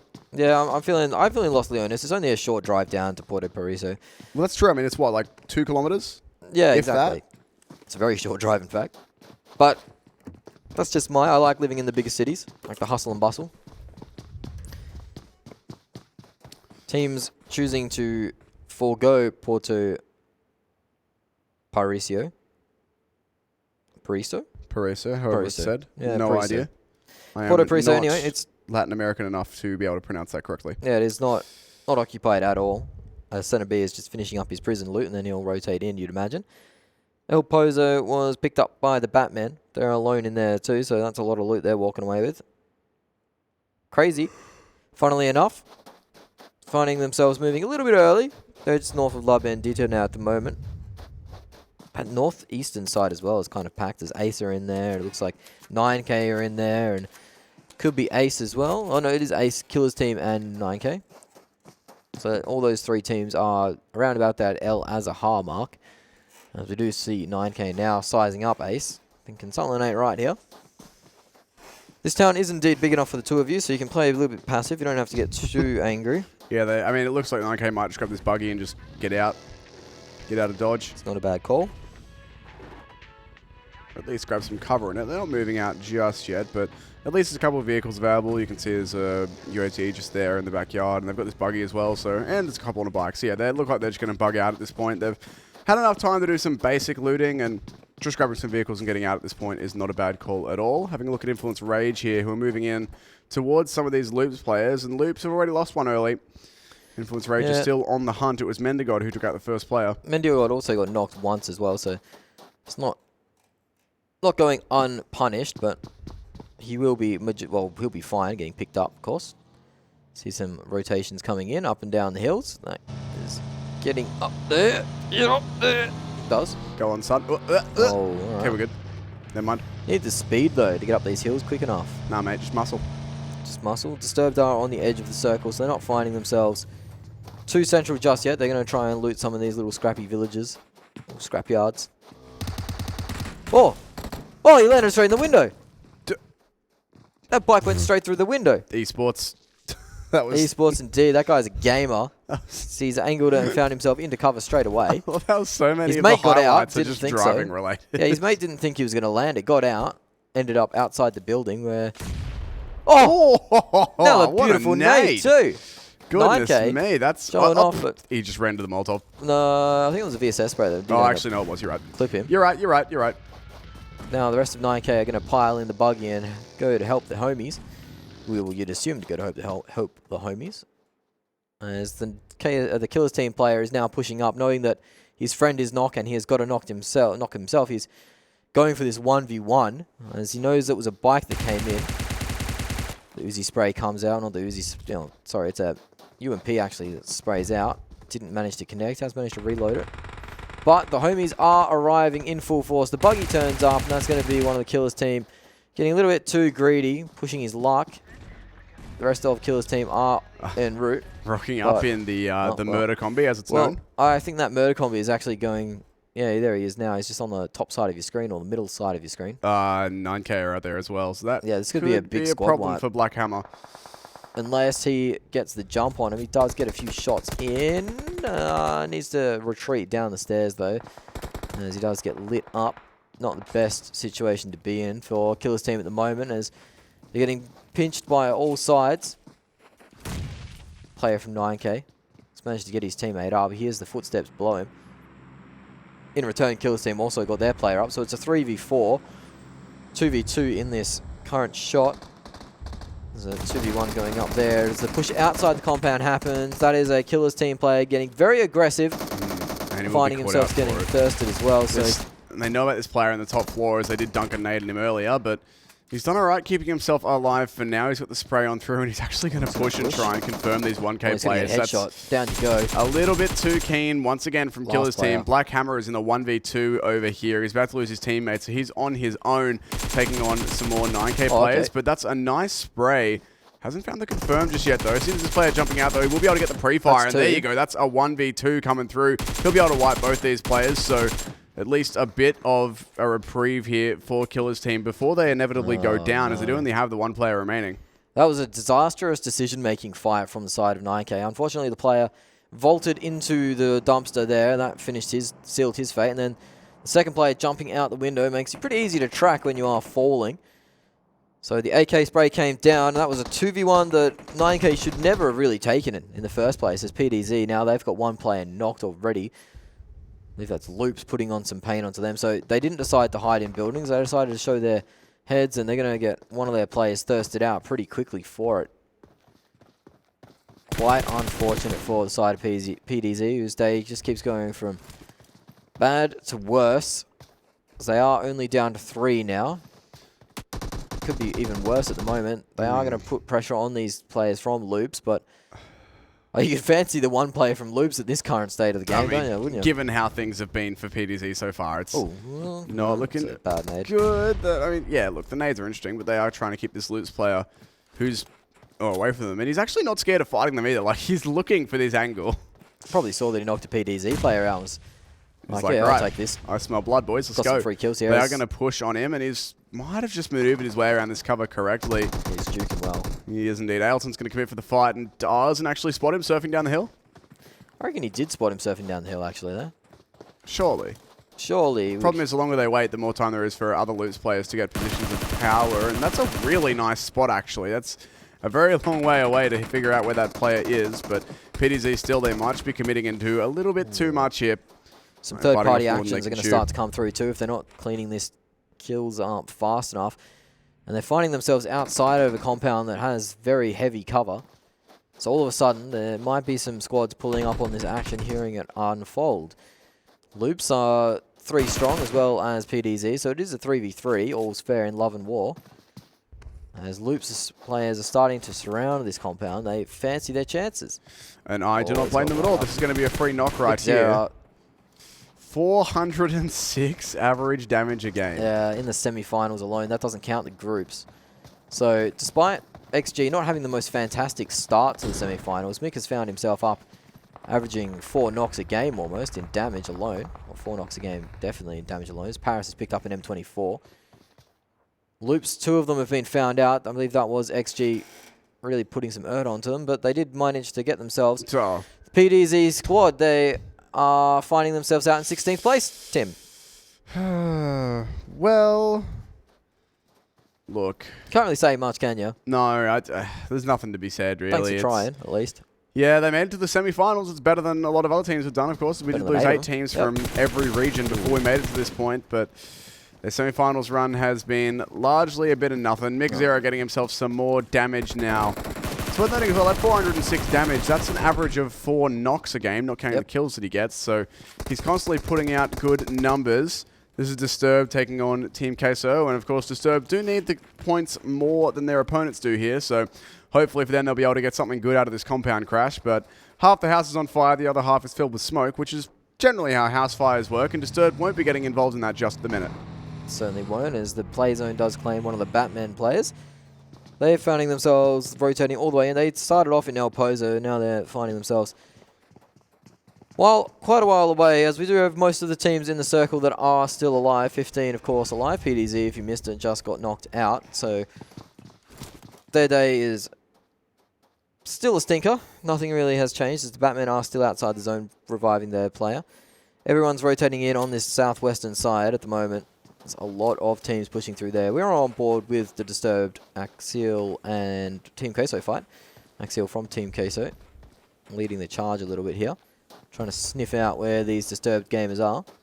Disturbed just kind of surrounding the compound, looking to see if anyone is poking through some windows as Kaiser gets knocked out from Ace. That's crazy, lighting up the board. And the circle shifted very central once more. So teams are needing to rotate in on the western side, and they will do so just about immediately as Mendigod starts to claim some more kills. That's Kaiser finding himself knocked out. Oh, that nade bounces in one window and out a door off the balcony. That's not exactly what you want to pretty be lucky hearing. if you're Team Queso at that point, but Certainly. I think they were all on the lower floor anyways. Disturbed still are yet to find their way in. Do have a couple of vehicles parked up over here if they decide to disengage from this fight. The Brazilian Killers center B onto Mendigod. How's that for a clash of titans? That's two of our, it is two of our highest fragging players. Killers team taking some fire now under an engagement with 9k, but able to give back what they're getting. As Rezik's going to fall out of a car. Influence Rage do that a lot. So the Brazilian Killers actually just falling out of cars. Oh, Brazilian Killers actually claimed that's Influence Rage out. Yeah, that's them out. Brazilian Killers just ran through them like a hot knife through butter. Next target would be probably about Ace or Crazy, you'd think, as the circle is closing in soon. Minas Generales is in the north, Le Bandito is in the west, Impala in the southeast. Those are the real towns in play of the next circle. But we are going to be in an area that doesn't have much cover apart from the ridgelines, defilade, the hills. So you need to be very wary of where you are crashing into, as we see this fight still just poking on, and looks like Disturbed will choose to run away. As this is your kill leaders at the moment. Center B has found himself 2. Mendigod won't find any more as he has been knocked out of the game. Black Hammer though, he's claimed 4. It's a fantastic start from him. As we have more action going on. That is Law onto the Brazilian Killers. They're getting a few. That's Bastados knocking 2 Brazilian Killers and claiming 1 already. The Batman are going to lose. Oh, boy. I think they might have been taking a little bit too much time looking behind them where the bullets were coming from. Either way, they will get some cover behind this tractor, but it's not looking too good. They've already lost a player, yeah. And I was going to say, it's weird that Mixera actually wasn't on our top 5 damage dealers so far this game. And of course, he's immediately verified that with... or changed that, I should say. Rectified is what I was after. With some very stable shooting at long range there. Already knocked out one of those Batman players. There's only 1 more remaining. Brazilian Killer's getting stuck into loops now as well. Still have 3 alive. Paralyzed might bleed out here though, and that could just leave them with Center B and Swagwin. Center B on the flank now. He's pushing in, but he has been managed to be knocked as well, so his aggression has been punished by the loops guys. Has got Swagwin very close to him. 61% Mixera. 61% of his team's damage so far. They could. Now, this is not to say anything bad about the rest of XG, but with the numbers he's putting out, they could play a 3v4. They probably could, as Swagwin has cleaned up the remainder of loops. Brazilian Killers, despite only being a 2-man squad, have claimed themselves 5 kills so far, as Mick is still watching this Batman player like he's hit it. He's finding the angles as well. No, okay, never mind. It's Frezzo. But Mick might just be able to yoink the kill. He's getting a couple bullets in just under the tractor here. Surely. One of these will hit. So, one little weave. One of these will hit. He was finding the angle. Look at the HP. Just my question is who'll get the credit. Frezzo did because he knocked him. Yep. So no extra kill for Mick off that one. But XG will grab themselves 5 as a team, so they'll be happy with that. 5 as a team's not too bad.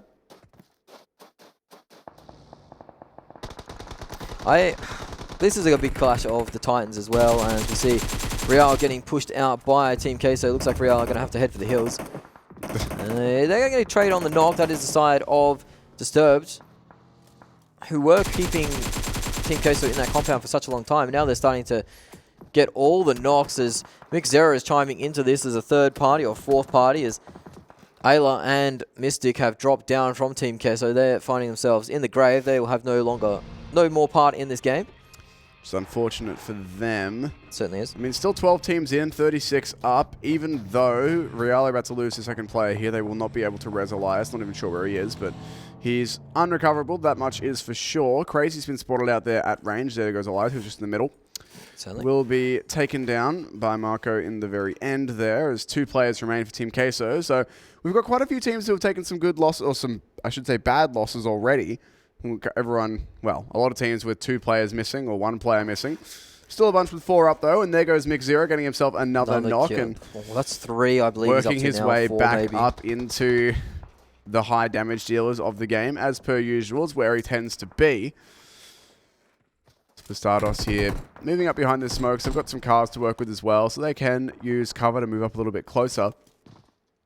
Guys from Ace just chilling out at the moment. They're on that eastern side of the circle. They are still in the mix, but You'd imagine the next one would move away from them. We have all these teams still pretty well spread out on the circle. So they're all on the edges. Crazy are the most central, and they are getting some kills for their positioning, really, as one of the Real players tries to crash into them and ends up wearing a car full of explosions. I wouldn't recommend wearing that. No. It doesn't sound particularly comfortable. The zone, once again, encroaching pretty rapidly here on this on this next circle, I should say. Only a few players are outside of it, though. Disturbed have to take a few steps forward, so to Axial. Killer's team with their last player, Black Hammer, needs to find his way inside the circle as well, but nothing just yet. As Might there have is seen Real get knocked a out lot there. of players on the eastern side. Yeah, Crazy, I think, picked them off. looks like that is Real going down. They didn't have many players remaining, but I think they have been picked off. Ace taking a lot of fire from SvG here, but Red's going to get in and try and third-party them as well. Or actually, Bastardos are too, so this is already a four-way fight. Four-way fight on Miramar can lead to some pretty bad stuff, as one of the Brazilian Killers players there just hiding for dear life. Trace has got the Kar 98. Not a bad weapon from this position, really, we think of, as Red Canids now start to come alive in the game. Mick, damage given. He's did 779 damage this game. That's almost double his average. That is an incredible amount of damage from Big Mick. And especially considering there's only 5 kills as well. Like, he's only got one kill. Yeah. 700, nearly 800 damage and 1 kill. It just shows how consistent he's been at dealing freaky, damage, even if they haven't been finished by, well, they've obviously been finished by his team, not finished by him, but that's still huge numbers. Ace are pretty comfortable in their compound here. They've got a player sitting outside in a well. So he'll have some decent cover from 360 degrees. Good to see SvG still having 4 up as well, continuing their good run in there. Why did you do it to him? Darn it. As one of their players does get knocked, and now they're skylining, and that's Trace finding 2 players very quickly. You did that. I did this. That's not Ace shooting at them, that's you. That's me shooting at them, as Ace is shooting at Brazilian Killer, so we might see another Ace player get knocked out soon, as Brazilian Killers might answer back. SvG, they're in the blue now. They're having to abandon half their team. I've done them dirty here. Actually, wait, was that half or 3? 3. Oh, no, it's only half. But still, you don't want to have to do that. That said, they have left a player still up over here, as he will lose his teammate. He's at least going to be able to knock out Trace, who did this to them. Will Avicii have time to heal up, That was a Brazilian Killer player actually stole that, so... Oh, I did too. Ace's last 2 members have sent it right into the zone, and SvG are done. Just as I compliment them, as Ace now getting knocks onto XG, who did end up finishing SvG, as Bastardos is spraying out there on the horizon. Swagwin still causing I believe, issues. the end of Killer's team just there as well. As Black Hammer goes down, I think they only had the one he was the last remaining. one. He was the last one, definitely. Batman still only with 1 player as well, moving in late to the zone. Crazy also with 1, but MZK is by himself in the far northern side of the circle, so a bit of space for him to try and stay alive and tank out some rankings. Ace now under fire from the red guys, who I think just knocked them out. Center B getting stuck into XG as well, as Mick Zera trades him back once again. A clash of the Titans. Center B up against Mick Zera is a big battle. It's a fantastic battle to have your eyes feasted upon, as 2 of the XG players have found themselves knocked out. On board the Red Canids, they found themselves 5 kills, 4 players alive. Hopefully they don't put the knocker on them too. Yeah, look. You've really ruined SvG there, mate. They got knocked out almost immediately. Brazilian Killers now down to just the 1 player as well. 4 players up for XG, 4 players up for Bastardos and Red as well. I mean, we'll see. XG, of course, the winners of our last game and one of the Titans of the group stage. They're having to put down a smoke wall to rotate now, as they do have to move more central towards the circle. They are in a really rough position. They do have to move too, so they're going to have a lot of issues trying to get into this next one, as the Red Canids have found themselves in the most perfect position. Have a look at that. That is incredible. That circle is perfect for them, and they will find Mick Zera, or the Bastardos guys will find Mick, and Mick looks like he's done for the day on Miramar. It does go very low. It goes out, actually, to the Bastardos guys, but it is Red Canids in the most perfect position. You couldn't gift them a better circle than this at the moment. Yeah, they'll be feeling pretty happy. They do want to get themselves some more wins, some more chicken dinners on deck. So, oh, we wore that one, though. Why does this happen? Why do we even talk, mate? As soon as we mention a team, they start copping bullets. It appears everyone is somehow just like telepathically tuned into what we're saying and just figure out who to shoot at. Swagwin does have himself some cover. Is that Marco hiding again? XG, is it? Yeah, it's 2 Axial's Team up, so there's still 2 Team Queso guys. That was Crazy bowing out there, and they had the one player left, and he's been found. I think Disturb just left the server as well. Yeah, down to our final 7 now, so things are getting a little bit heated as Bastardos are putting some damage in. Swagman's still doing some killing from his one-man position. He'll have to move in now, though. XG, that long rotation, yeah. They have 4 alive. For how long? That long. That long. Yeah, I mean, their position was absolutely woeful. Yeah, they were stuck very much in the open. Red Canids continuing to put the hurt on here. 11 kills for them. They are, as you say, perfect position. Central on the circle. I think the last Crazy player is out in the zone just trying to out-heal the blue and tank for some placings at this point. Bastardos have to push in to the high ground of Red Canids. The only team that can really upset things is Team Queso, but they would need to get coordinated with the side of Bastardos to do it, you'd imagine. It would be a hell of an upset. Yeah, as one of the players actually gets knocked, it's Law knocking down Marco from Team Queso, so that makes things even harder for both of the squads actually to face Red Canids. There they go, I believe. No, Axial's still got like just 1 HP. He's just barely alive, but... He's full health, he's just Is that coming on top of Red Canids? I mean, they don't need it, but this game what is more just can you gifted get? to Red Canids, really. Yeah, incredible. They don't need that crate, but it's just, it's a nice little sign of, hey, PUBG likes you. Player Unknown likes you today. And looks like Levilski is going to go and Levilski, I don't know, is going to go and grab that crate immediately. So fresh level 3s, potentially a gun. Not sure exactly what they've gotten out of it, but there's an AUG actually. Not a bad weapon to pick up. As if they needed anything else to be gifted to them. They grabbed themselves an AUG. 1 player left for Team Queso, 3 for Bastardos. Red Canids in the circle with a very powerful position on the high ground. They're going to be feeling pretty damn good about the way things have gone. As Becker will take some shots, but unable to land anything just yet. And as soon as this zone starts to move, it's going to force his team over the little ridge they're hiding behind. And then they will have almost no cover. As they do get the smokes out, they're going to try and make a mad dash out of this position, but Red Canids are keeping an eye on them. Yeah, certainly will be keeping an eye on them. So you hear the AUG spray come out. They have to push in. There isn't the perfect smoke wall to go through, and there seems to be some nades falling out. Law has got himself 5 kills for the game, so I mean, he's had a decent one, but needs another 12 kills now for Red Canids. Yeah, they should finish with at least... Well, it depends what the other teams do. If they do die to the zone, they won't finish with 15 or 16. Yeah, but they're looking like they should. I mean, they pretty much got to be the ones who fight for Stardust, and Maxon's going to go a little bit too far out.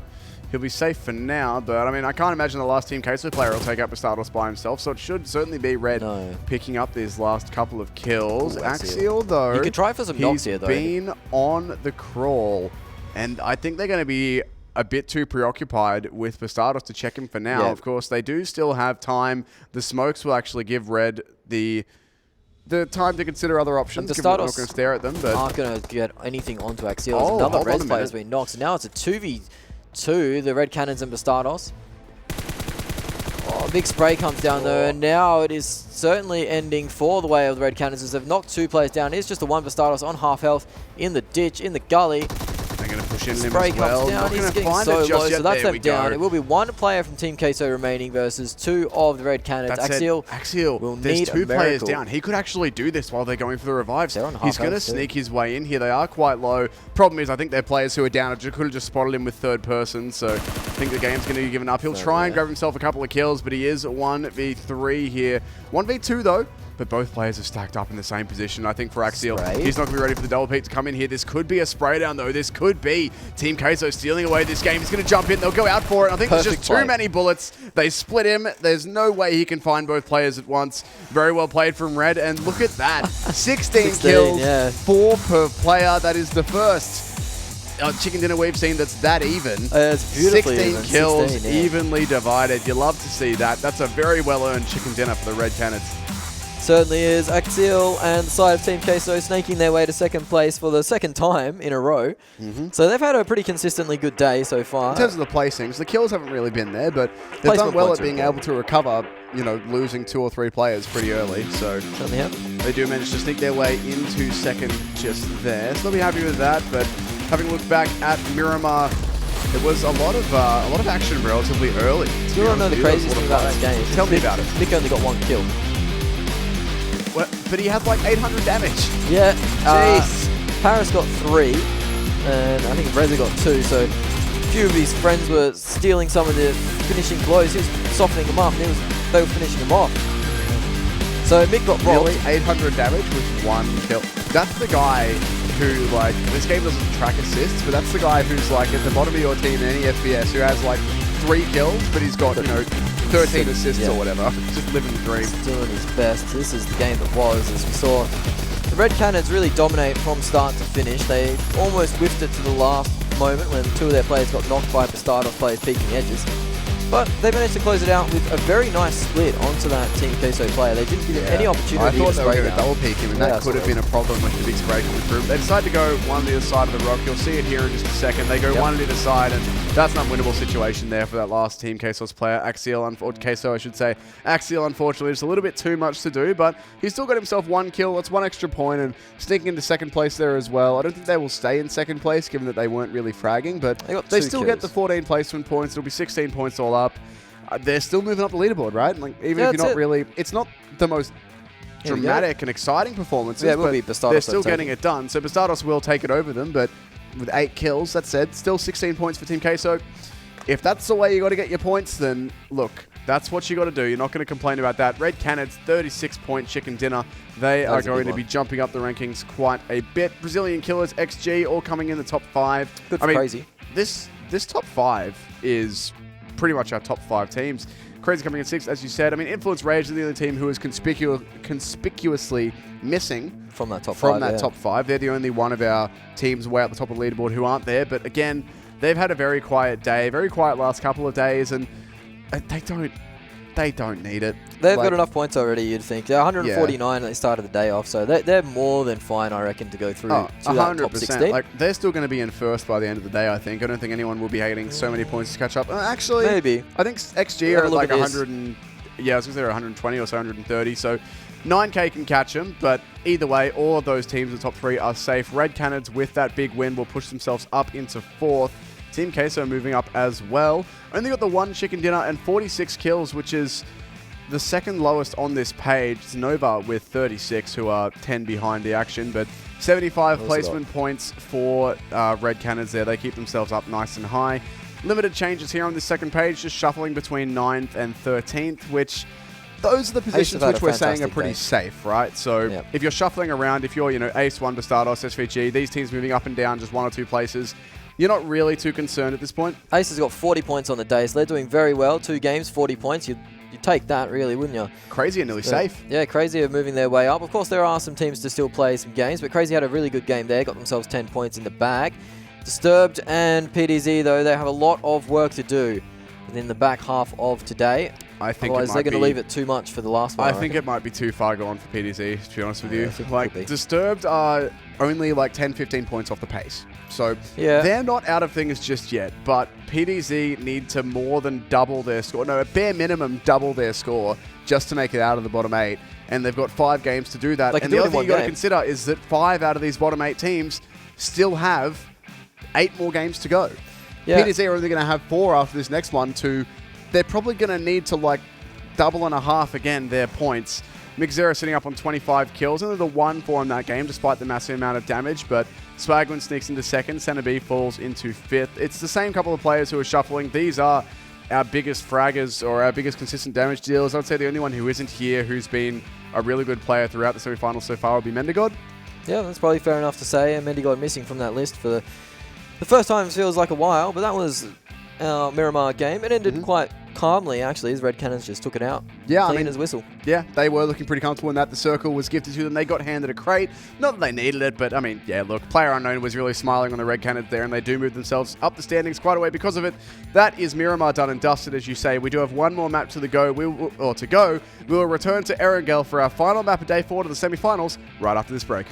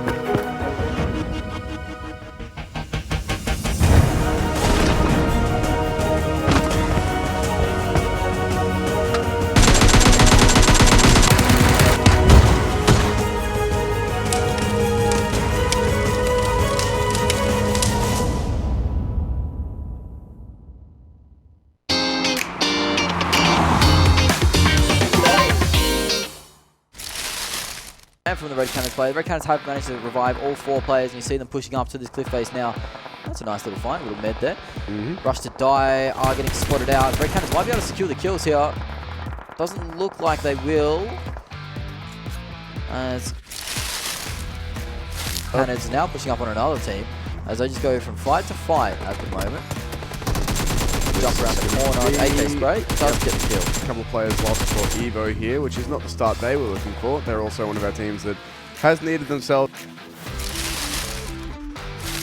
They can lift themselves up and get themselves healed up. They'll be very, very happy with themselves as War Masters are now breaking out, killing more squads. They've found up to 13 kills for them. Against the first aim build, but the second one might not be so lucky. It's actually, I think he got the confirm there, not a second Angel. I thought he managed to win a second one, but no, just got the confirm. Either way, though, that's much better than probably what he had right to pull off there. So their compounds sitting on a bit of an outcropping, and they do have a lot of vision over everywhere. That is not going to work out. Yeah, he's getting roasted, toasted at the moment. There was no way that was ever going anywhere but badly.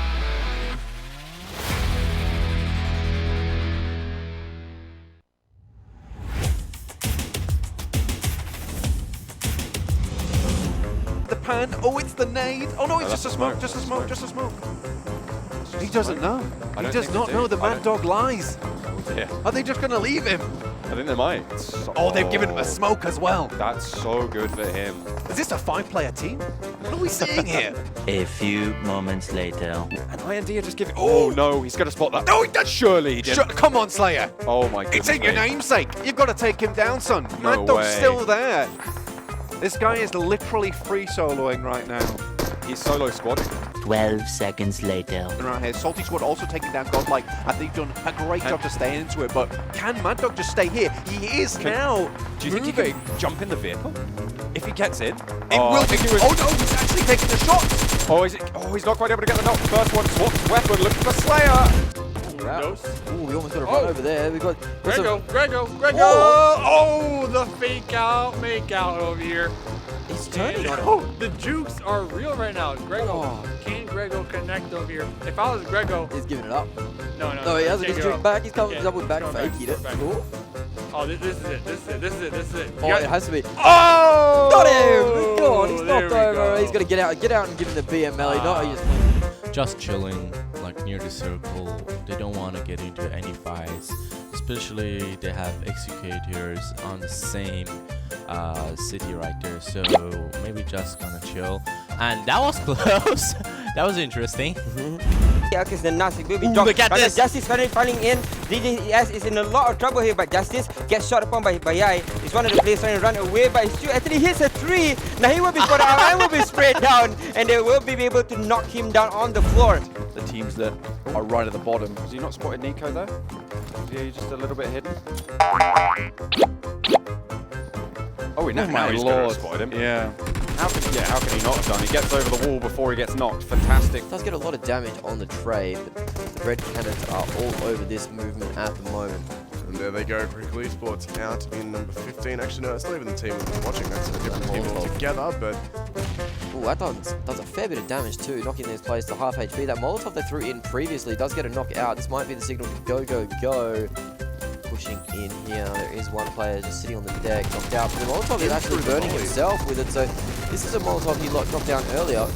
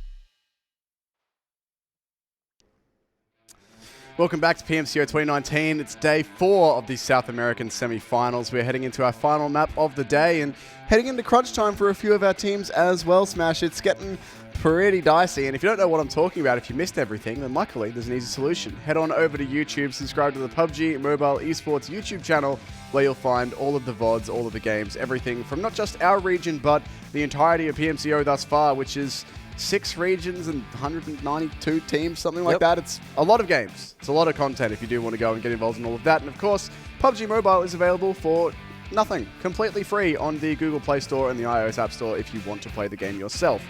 That said, we do have to head into our final game of the day. We're back to Erangel. Certainly are. And it's looking like crunch time for, I mean, at least PDZ. They're well down the bottom. They're at half the points, I think, that they need to be safe just for today, let alone safe once everyone else has played their games. Yeah, so them and Crazy are the teams I want to watch out for in that South George team fight. If they can avoid each other early, get looted up, and maybe make it into the late game with 4 players alive, might be better than what they're doing at the moment. At the moment, they're a bit of mutually assured destruction in that South George area, the apartments and the little village that surrounds it. It always seems to be one of those two teams taking out a few players or trading players, and that just weakens both of them for the later game. And if you're doing that on Erangel, the map that you play half of your games on, then of course you're going to be down lower in the points. So something's got to give there. Either one of the teams has to move, or they need to get a clean squad wipe, or something needs to happen, because at the moment all they're doing is they're poking and prodding, trading players, and just hurting each other going into later stages of the game. Yeah, and I mean, Crazy have been doing a lot better in terms of picking up the results and moving themselves higher in those placements, as they're starting to get at least some placement points in, but for PDZ it's been a pretty constant train of I want to see them move. 14th to 16th positions, 1 kill or no kills. Yeah, I mean, why not change it up? It's a big map. This is one of our biggest, 64 square kilometers. There's a lot of areas that aren't being looted. So, I mean, if you're PDZ, at this point, you're 12 games in once this Erangel here is done. I feel like the time is now to change something, right? Like, it's pretty much last ditch. You've only got 1 more day of games after this to get out of the bottom 8 and say, just try something else. I reckon you might be right. Give it a go. You can't keep taking that same fight so early on in the game, losing a member, wasting your meds, wasting your time, causing your rotations to be slower if you do have to rotate out, and that's just been something that's been so consistent with both of those squads. If the circle does go east, both of those squads find themselves rotating in too late with expended meds, expended players, and that just sets them up for some awful stuff. Either way, just getting to Georgia Pole in the first place is going to be an issue for these teams. This playing line is very much on the southern half of the map, or southern third of the map, really. It's going to exclude a lot of the main looting zones. I mean, if you're, Brazilian Killers or SvG, you're living the dream, because you normally loot military base and you're dropping right on top of it. So they'll be pretty happy, but for the rest of the lobby, there's a fair way to go here. I mean, I think we're either going to see some secondary looting zones come out, or we're going to see a lot of teams piling in vehicles and just heading for the hills as soon as they can land. Certainly will be seeing a lot of teams heading for the hills. Wait, hold on, Brazilian Killers. They drop ahead of the north. They always drop the What am I talking about? It's Red Canids that drop in. What am I doing? It is going to be Real and the side of SvG dropping back in Novo like they have done before. Both of those teams, they're sitting okay. SvG especially is sitting okay. Real started the day in 9th place, so they've been hovering around that mid-table mark. They would like a few more points to end the day, but they're not too bad. This circle is pretty central. Pachinki is right in the middle of it. It actually has been very friendly for our playing path, as Millie base is still in the circle. A large majority of it is just Novo really not in there. It is indeed, and a lot of our teams will end up with a big line across the center, or in a big line across the center. So I think most teams will be pretty happy in terms of being able to loot and get into that zone without too much difficulty. We do already have some knocks going out there. Real getting involved pretty early, as well as another team as well who found some shots. SvG copying a bunch of players lost in Novo. Yeah. I don't want to see that. They will be at least able to potentially recover their teammates who've gone down, but not a lot of looting has happened before this gunfight gets underway, so everyone's going to be a bit hurting on the armor. You can see here this player on your screen, Indeciso, only a helmet, no vest just yet, limited guns, limited everything. Nitsu, though, for SvG is going to be unrecoverable at this point. There's Real players just meters from him. That should be a pretty easy and safe confirm when they do go for it. They can approach from behind here and have the cover of that container door. So Swagger has got here just in time, though. He will be able to save his teammate, potentially. I guess the spray, too. He doesn't get the knock. He's going to go down, so that teammate doesn't look like he's going to be saved too well, as now SvG found themselves in a bit of an awkward situation. He does manage to get the punish on the player looking to push in for the thirst. Real players are very, very low at this stage. So we could see some of those players getting knocked down pretty fast. You can hear and see the action coming. He does stick the res, though. He does get the player down as well. Real, all of a sudden, gone from a salvageable situation to an absolutely horrible one. SvG are hurting as well. So yeah, I mean, they're not. This is mutually assured destruction at its finest. They're not looking like they'll be able to. Oh no, actually they will potentially be able to get Oh, one up. No, wow. Nitsu's going to bleed out. I lied. So SvG are about to lose one. Yeah, as you say, mutually assured destruction is indeed pretty much the play here, as both of these teams have lost multiple players. Real actually are about to bow out. They've only got the one player remaining. PDZ started this game with 3, which is not ideal. They're fighting pretty well here against Team Queso, and they do desperately need to stay alive in this. They've only got 1 player up, 2 bleeding out. It's Rolex who needs to come up with a big play here, and he's up against Marco, who has been one of those last players alive for Team Queso. He's just low on the HP, so if Rolex moves quickly enough, he might be able to catch him out. He's actually heard the drop. He might be able to go and find this player, but he's got to do it before he loses his teammates. Will Rolex find this? No, he would have seen him run out. The grenade's actually taken it. That's Axial actually knocking his own team teammate. knock? Oh, goodness me. Okay, Rolex, now is a good time to res. It's very nerve-wracking watching him fight when he's the only one up. Axial doing his brother dirty there, but they will reset and revive for the moment. 2 players from Team Queso have been knocked and finished by the side of PDZ, and PDZ might be able to get all their fellas up actually if they're quick enough here, but you'd imagine Axial does push around. He's in the open there, but he will grab some cover, so I wouldn't be surprised at all if Rolex just leaves his teammate Boss to engage, and he's going to try to go for this res, and Axial has just spotted the player inside the building there. He's going to have an energy drink there as well. Killer's team getting into it with loops in the meantime, but this fight is, I think, by far the more important one for the later game, as PDZ desperately need themselves some points here. They definitely do. Have got 2 kill points already, so generally better than the way they've been going at the moment. So it could be a good game for them, actually, if they manage to get out of this fight, or if they manage to take the fight and win it without taking a casualty. It would be a rare sight for them. But much needed points, as you did mention, as we've lost already a lot of players.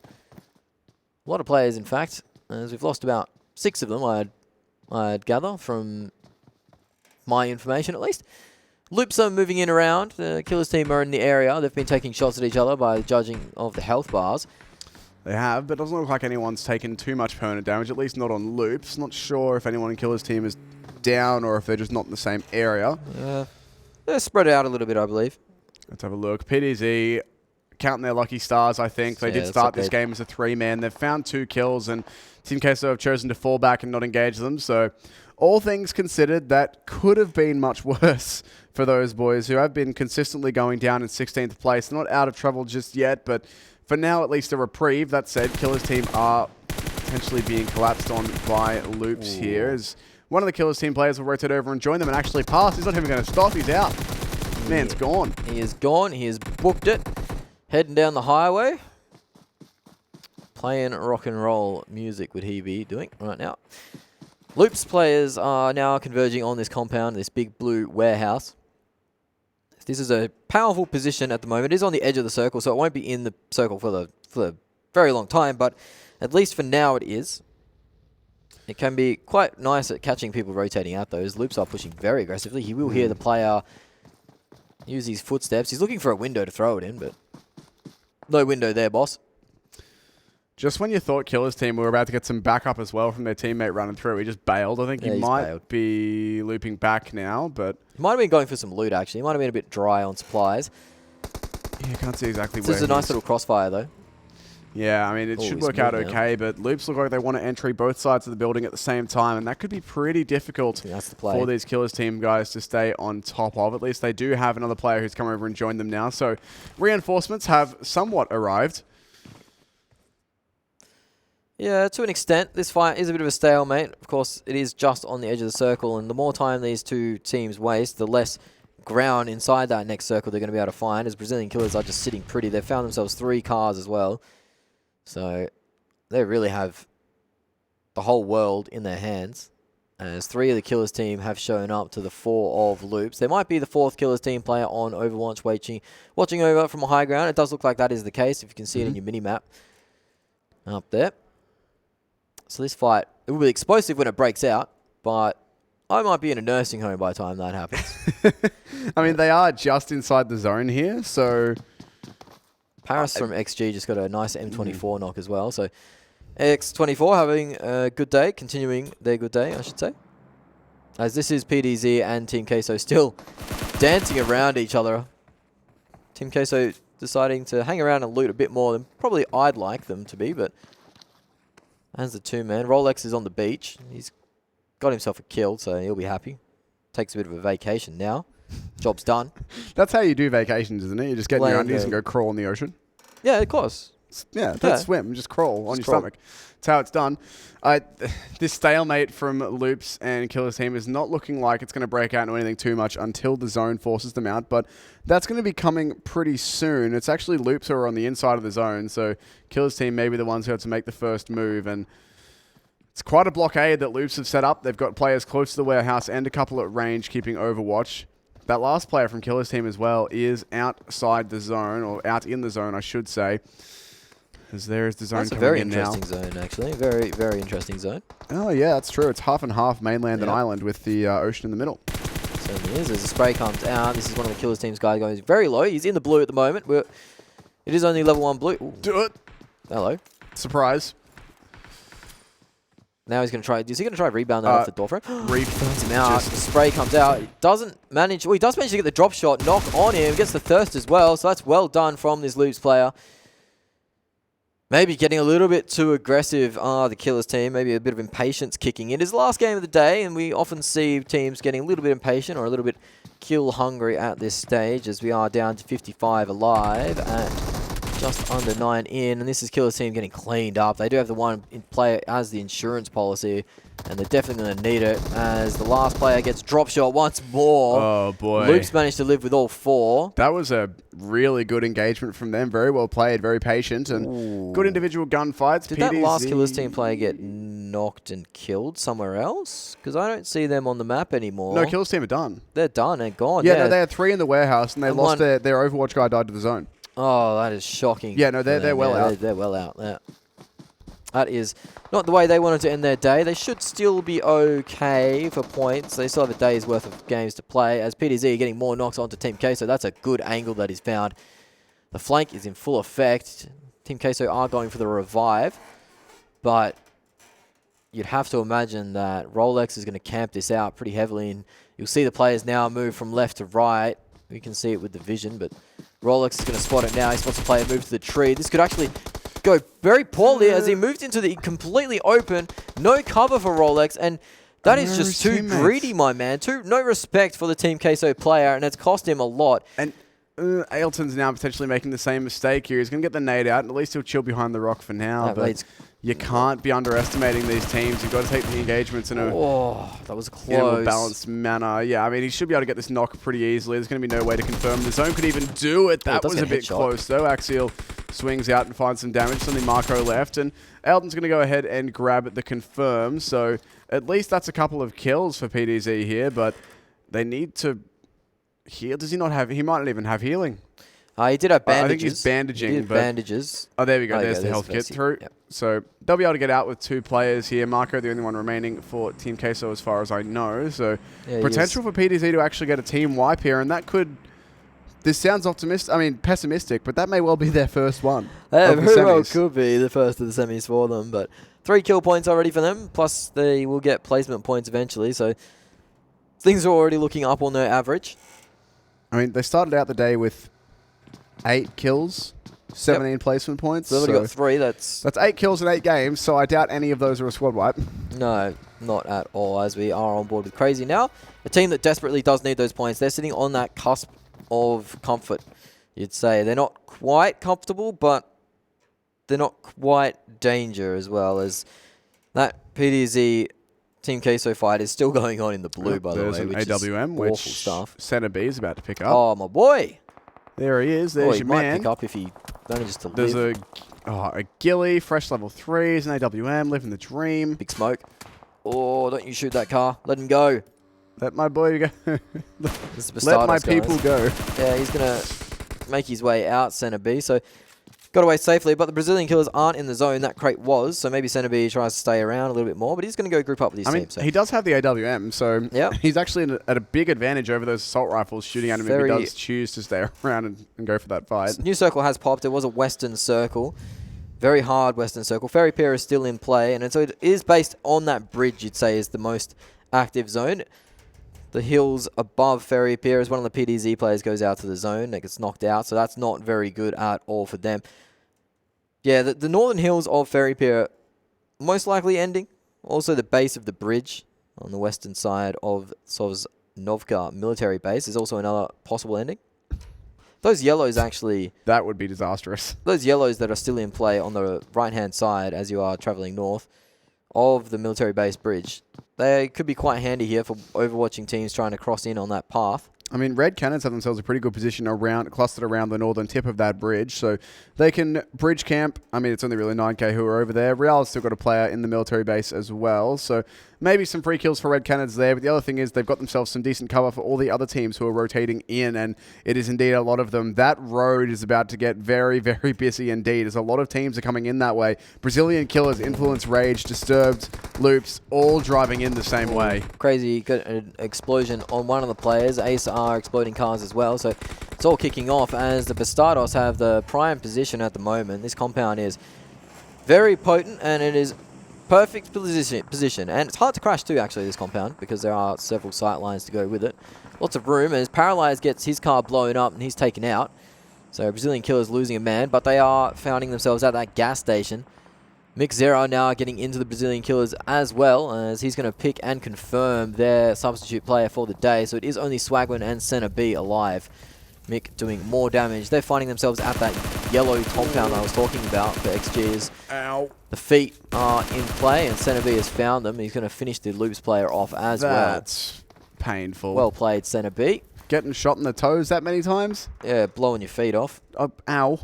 Wouldn't recommend it. No. Center B, of course, still with the ghillie and the AWM that he's found as well. SvG having a paddle. The last player from Real is going to jump in the water behind them as well. Having a quick look at the updated standings. 20 points between first and second. 57 points between first and 10th. 9K still have to cross the bridge, Tim. Oh, they might try to swim across, but they are on the military island. As PDZ's last player is on the edge of the circle. Marco's found his way into Ferry Pier. So he's still... Oh my lord, that shift is a rude one. It is northeast as you can get. Those yellows that XG are occupying are quite powerful. Ace are also in a very good position. The Bastardos guys, they're finding themselves still in the circle as well. Mendigod and his friends are in as well, but the rest have to move. The likes of the Batman... Mendigod and friends. Much better team name. It's a decent team name, but I'm pretty sure Influence Rage would still want the naming rights to that. 9K have to move as well across the water. Yeah, I mean, we've still got a few players on the though. swim. Now, interestingly enough, it looks like SvG have actually potentially... No, okay, I thought they'd gone on one of those little islands there and they could have actually got some shots in that last Real player, but it doesn't look like it. They are still on the paddle. They are still on the paddle. It's not where I'd want to be, but... I mean, 9K are taking to the water now as well on the other side of the bridge. My only question would be if Red's Canids can see them. They might send it over the bridge as well as have that one player. Looks like they got two in a boat as well, so... A boat and a car by the looks? Yeah, it looks like they're doing it 2-2 split. Split their forces. Which isn't a bad idea considering the fact that either way, one of those squads will probably die on the rotate. Yeah, exactly. Like, it's either all of them die... I mean, ideally, none of them die, but the other thing is Red Canids are camping the bridge. They've now got two things to look at. They might be looking down at this boat and at the car coming across. They might even just send these two in the boat early to try and make some space for the cars to come across the bridge. Certainly have, as we see the cars start to move across now, but it is the Red Canids camping the bridge at the moment. Two of the 9K players managed to make ground. On your screen now, you see them making the run. They are in two different vehicles. Shots do rain out. Looks like they will be okay for now. Ace are getting knocked in the meantime. That's certainly running the gauntlet there for those 9K players, but they do manage to sneak their way through Red. So PDZ are gone. Their day is not getting any better as they go out into 15th position. 4 points, I think. Yeah, 4 points. That's not... Is that a car in the water? 9K? Yeah. Did they send it so hard they sent it off the cliff? Yeah, they Certainly did. But at least they're all together now. I wonder if that was an intentional move or if they were just going so fast trying to escape red cannons that it pile over. Yeah, 6-1, half a dozen vanilla as Real's last player gets knocked out in the water. He will signal the end of the day for Real. Not exactly the way they want to go out, but someone has to. Someone has to go out in 14th position, and it was just them. Mendigod and friends are moving in, and Batman are in their crosshairs as Mendigod does get the first knock with that Mini 14. Red is starting to try and find these players as the last player from Team Queso has found himself very close to the 9K guys. In fact, they might even be right about on top of each other as he actually sent it on the vehicle, and he's at the bottom of the drink in a vehicle right now, Tim. Look at that. That Team Queso player. Yeah, not fun. One of the 9K players has just got knocked by their boat. Yeah, the boat. He got out of the boat and it like glitched on top of him. It lunged. It lunged at him. And then blew up, I guess. No. Oh, guys, they're already having a rough one. They're all at the bottom of the cliffs. Like, come on. This is really rough for 9K. Trying the depth charge method now. They still have a few. Actually, Marco might confirm that kill as it bounces on the beach. Lucky enough for that grenade. I didn't even realize there was a player from a different team down there. I just thought that was all the 9K guys sort of suffering together. But he sent it in that car that's at the bottom of the drink. Oh, man. Look how keen Red are to find these kills as well. They're really out here trying. They have managed to confirm one more, but goodness me. This I mean, is some serious stuff. Bad to worse for 9K. Look how keen they are. They're even going to send a player down around. I mean, the problem is they don't want to jump in the water because then they're as helpless. They're just trying to capitalize on what they can. Mick Zerup, one of our players to watch, currently our kill leader. 179 meters is maximum kill distance, but he's an assault rifle king. Yeah, he's indeed. He's been playing very, very well indeed. I think he got, what, 780 odd damage last game, despite only getting one kill, which is some pretty hefty numbers. The rest of XG putting a lot of spray into the cars there of Influence Rage. And yeah, as you say, that's what the dinner plate is good for. That's going to cut down their ability to rotate as two of their cars have been blown up. Maybe even three. I can't see if that still bug going is to still find intact. a knock onto XG's Paris, and that is going to be a confirmed shot. Downtown. That is one of the SvG guys going down. Another one goes down too, so SvG might be bowing out very soon if they don't stay away from the Red Canids, who do have to move into the new zone. So unfortunately for them, it's not going to be perfect. The last two players from Brazilian Killers are in a decent spot. XG have the high ground. Mendigod is in the zone too, so a lot of teams are rotating in on this south side. 9K Team Queso are having to rotate in. I mean, 9K I think is still stuck in the water, aren't they? They certainly are, so is Team Queso. Loops have joined them down there. Too, yeah. Everyone's just having a paddle. I mean, it's kind of an awkward stalemate down there, because while you're swimming, of course, you can't use any weaponry, so they're just all sort of stuck being like, yep, Center B gets this knocked. is how it is. This could be the end of Brazilian Killers. They only have that one player alive. Duke and jiving around. That will be the end. Ace does take them out. SvG is taken out beforehand, though, so it's starting to get a bit thin on teams. We've got 11 teams alive with 30 players remaining. That dictates that there are a lot of squads walking wounded out there. On board one of them, Pistados. A lot of squads underpowered in terms of manpower. Undermanned would be a better way of putting that. Yep. Lacking on a couple of players as Ace cop a couple grenades. There's a lot of smokes blooming outside their containers though, so they'll have a chance to loot the Brazilian Killers players here and then move out of their containers with the cover of those smokes. XG still putting in work. Paris with the sniper rifle hits one at long range in the head. Batman are crashing the compound though. They're going straight in on top of that 2-stack from Influence Rage. Have to see how that plays out, but it's looking like Mendigod isn't focused too much on that. Batman are getting picked off. Lots of teams taking out here as there's more spraying down onto these vehicles. That could blow up and really hurt the Batman. Look how many players are crawling down there. It's like two different teams worth of players on deck. Certainly is. As Batman are cleaning up now. I think that was crazy. Yeah, it's crazy done. Done and dusted. They needed a few more points than that in that game, so they're going out in 11th place. Isn't the hottest. Yeah. Loops in the water are starting to get peppered down now. I think Crazy are still going to be in the bottom 8, but they're not going to be all the way down at the bottom. They're still within a shot of making it out their last 4 games, but they are done for the day. 4 teams with just 1 player remaining. Batmen potentially could make it 5 if they cannot get their revive happening, but Stardust's going to lose 1 as well. Pretty heavy damage coming out from all of our teams here. XG currently sitting pretty inside the zone, and there's a lot of players still in the water that they can potentially pick off. Certainly are, as Marco does end up going down from Team Queso, so that's 1 less water boy down. This is a very aggressive fight. This is the Red Canids. They got a few knocks, and now they want to make the most of it, as there's 2 players that could be under wraps from that grenade. won't manage to find anybody, but it is Red Canids cleaning out the Bastardos guys. Ace are just over the wall. Yeah, there's a lot of players in this very small compound here. This is going to make life pretty difficult for everyone. It does look like Red Canids are taking the initiative and they've spotted the feet in the shadow. I don't think they'll be able to get a line on it just yet, but the information is just as good, allowing them to know exactly where these players are coming from. XG might have a third party on this fight if it does go out into the open, but looks like it will stay away as Red Canids are pushing up so aggressively onto this last Ace player stuck in there. This is that oversight that XG do have.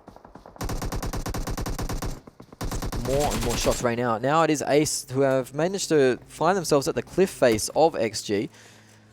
That's the ghillie suit they stole from Center B, I believe. Yep. I'm not sure if they would have picked up the AWM, but they could have. Doesn't look like this player has it, but someone might. Maybe not. You don't see too much sniping action when the circles do shrink like this. XG still in the position of power here. They are getting a bit pressured now. They're going to unhand out a couple of grenades, some smokes as well to buy themselves some space. But they've got players all over. Oh, yeah, Paris can just snipe all these guys from behind. They're not ready for it. No, that's that third party I was talking about. That angle is such a good one on top of those yellows. So powerful. The crate does drop in the middle, but it's not going to be claimed by anyone, I don't think. There's just too much gunfire around, too many lines of sight. Yeah, no, too much going on. Still got 8 teams remaining. So many snakes, so many two-man teams. As the spray comes out from mid, you won't expect them to miss that. That XG haven't checked the water yet. Red getting taken out as their late rotation as we are on board with Mick once more. He's doing more and more damage to these teams. I think that was Red eliminated just there. Could have been. In fact, it is. Ace 1 and still Bastardos active. too. Yeah, Influence Rage taking a lot of hurt as well. Ace still at the bottom of this compound, or the bottom of this cliff face. They're going to push straight in and wear some AK bullets to the face, or 7.62 to the face, but funnily enough, they still survive. Batman, they go out after a heroic performance. Paris with that rifle is taking him out. And once again, it's XG who are in the position of power to win it. They've got themselves a good bit of cover. They are getting pushed by Ace, though, and Ace is one of the only 2 teams with 2 players left. This could be a massive play from Kaiser. Jumps on over, but unfortunately he can't confirm anything. XG can res both of those. That could have been it from Kaiser. That could have turned the game around.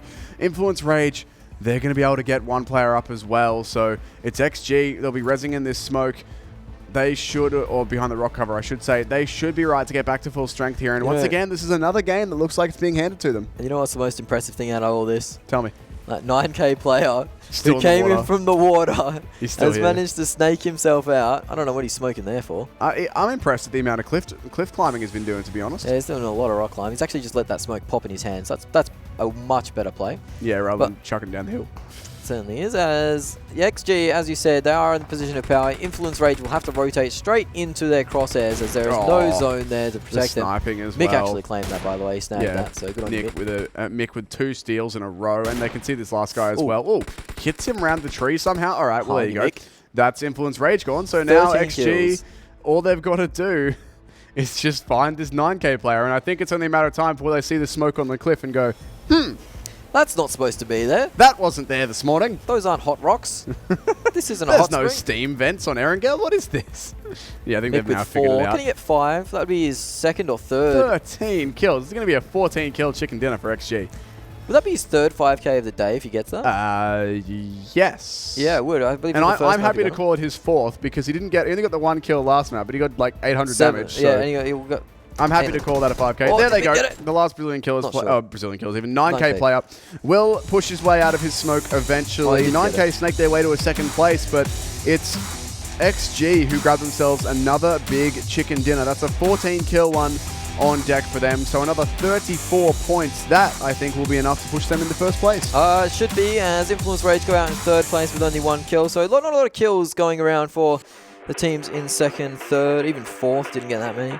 Kaiser with that hero play, though, that could have been the turning point. He could have taken out 3 players. Even if he'd got a confirm or 2 there before going down, I think he went for the 3rd play because he just had to try and make the play. But, I mean, that could have been it. It was very close. This Loops and, pardon me, Loops and I can't read that Kills team fight earlier in this warehouse was, a lot of drop shotting happening. A bit of the COD vibes coming through. Rolex as well here from PDZ. I thought that was their chance. I thought finally we were looking okay for PDZ. I mean, at least they got themselves a couple kills, but they still went out within those 1 point placings, and it's just not going to be enough for them at the end of the day. And they've got so much work to do when we get to their last 4 games in a couple of days. Yeah, they have definitely got to at least get 2 chicken dinners, you think, in a day. Gosh. Which is rough when you consider the quality of opponents they are up against in this semi-final stage. I mean, that said, they're in PDC. They're in Group F, so their next game's going to be against Group G. So that is which like is the like weaker lobby. it's the weakest of the group. Not to say they're all like, you know, the worst teams, but in terms of our placement so far, Group G is certainly one of our weaker groups. So if there's any chance for PDZ, maybe it's definitely in that lobby. This lobby was dominated by the Group E teams, and Oh, that's yeah, no 100%. surprise because that Group E was so stacked going into this. Influence Rage popped off, and they really had a fantastic semi-finals. XG picked up their form. They're in the other Yeah. group, but Brazilian Killers, Team Queso, all in that group. It's a stacked group, and that's why we see this lobby being the most competitive. 34 points on deck for XG. They'll be happy with that one. 9K, only the 2 kills, but they still managed to get enough points to stay in second. Somehow, even though Red Canids, despite only the 4 placement points, grabbed 9 kills for themselves. It's a pretty good game from them. Once again, Influence Rage, pretty quiet on the kill front, but they do manage some more placement points. Again, they don't really need it. None of these teams actually are too sore for points. Batman and Loops will be okay with the injection of points. They'll be happy with Ace that. as well. Ace as well, yeah, they are. They were down the bottom at the start of the day. We'll have to see just how far they have fallen and or moving up throughout our 4 games. But Well, they started the day at 18th, and I believe they were 12th after the last game, or something around like that, yeah. So they've done moved a up. decent job. Yeah. Continuing that, 12 points is definitely going to help their tally. Loops with the 9 as well. That'll help push them a little bit further up into safety. PDZ, they managed to get 4 points, so that's about quadruple what they've been getting from most other games, but it's still not anywhere near enough. Disturbed only with 3, same boat for them. Crazy, a quiet one, but I mean, they're still going to be in the bottom 8, I think, at the end of the day, but they're only within 1 good game of getting out, right? Yeah. Like, they need a solid top 5, to be honest. Like, if they can get a top 5 that's around the 10-point mark, that should push them out of the bottom 8. Of course, depending on how the other team's games go. It's a 2 points difference between the top 2. And I thought XG would take it for sure. 9K as well up there from today. They had a great day. Red Canids, Brazilian Killers, Team Queso, and Bastardos all playing today, finding themselves up. 6-9 still have an opportunity. 4 games to play and about 50 points to catch the top pops. You would expect them to do it, especially as they've been going pretty well with or without Pedro, actually. So that's been good for them. A promising sign. Yeah, it is As indeed. they haven't had to rely on that 1-star player. This is some danger zone, though. All right, look at that. Ace Ace 1 up into 11th. Batman in 14th. They're our big movers for the day.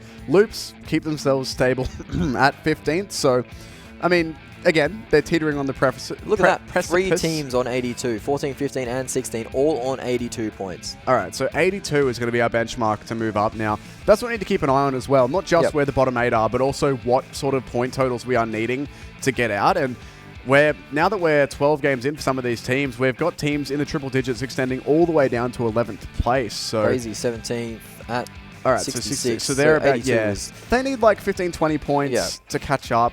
Of course, there is still 5 teams in this bottom 8 who have 4 games yet to play just to catch up. So a bit of work to be done, but Crazy aren't in the worst position. Disturbed 2 have salvaged themselves a bit, moving up off the very bottom. Maybe PDZ, not enough. right down there.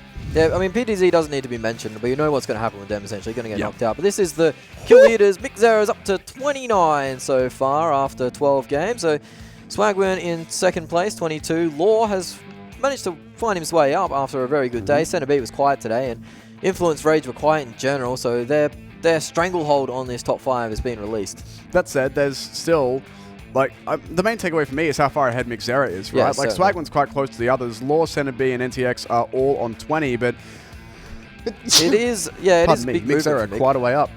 Yeah, certainly found himself moving all the way up. 29 kills. That's a hard point to chase. And he's still got 4 more games to go too, so I'd look for him to finish around 35. I'm still amazed by that, like, 780 odd damage, 1 kill game. Like, his teammates were really thanking their lucky stars he was able to get him so many kills. Either way, that is us done here for day 4 of the semi-finals. We still have 2 days left. The teams, or Group E at least, will have 1 more day of games tomorrow. Group F will have a rest day and finish up on our final day, but we're getting towards crunch times. A lot of these teams have only 4 games left to play, so nearly at the point where we can determine who's in and who's out.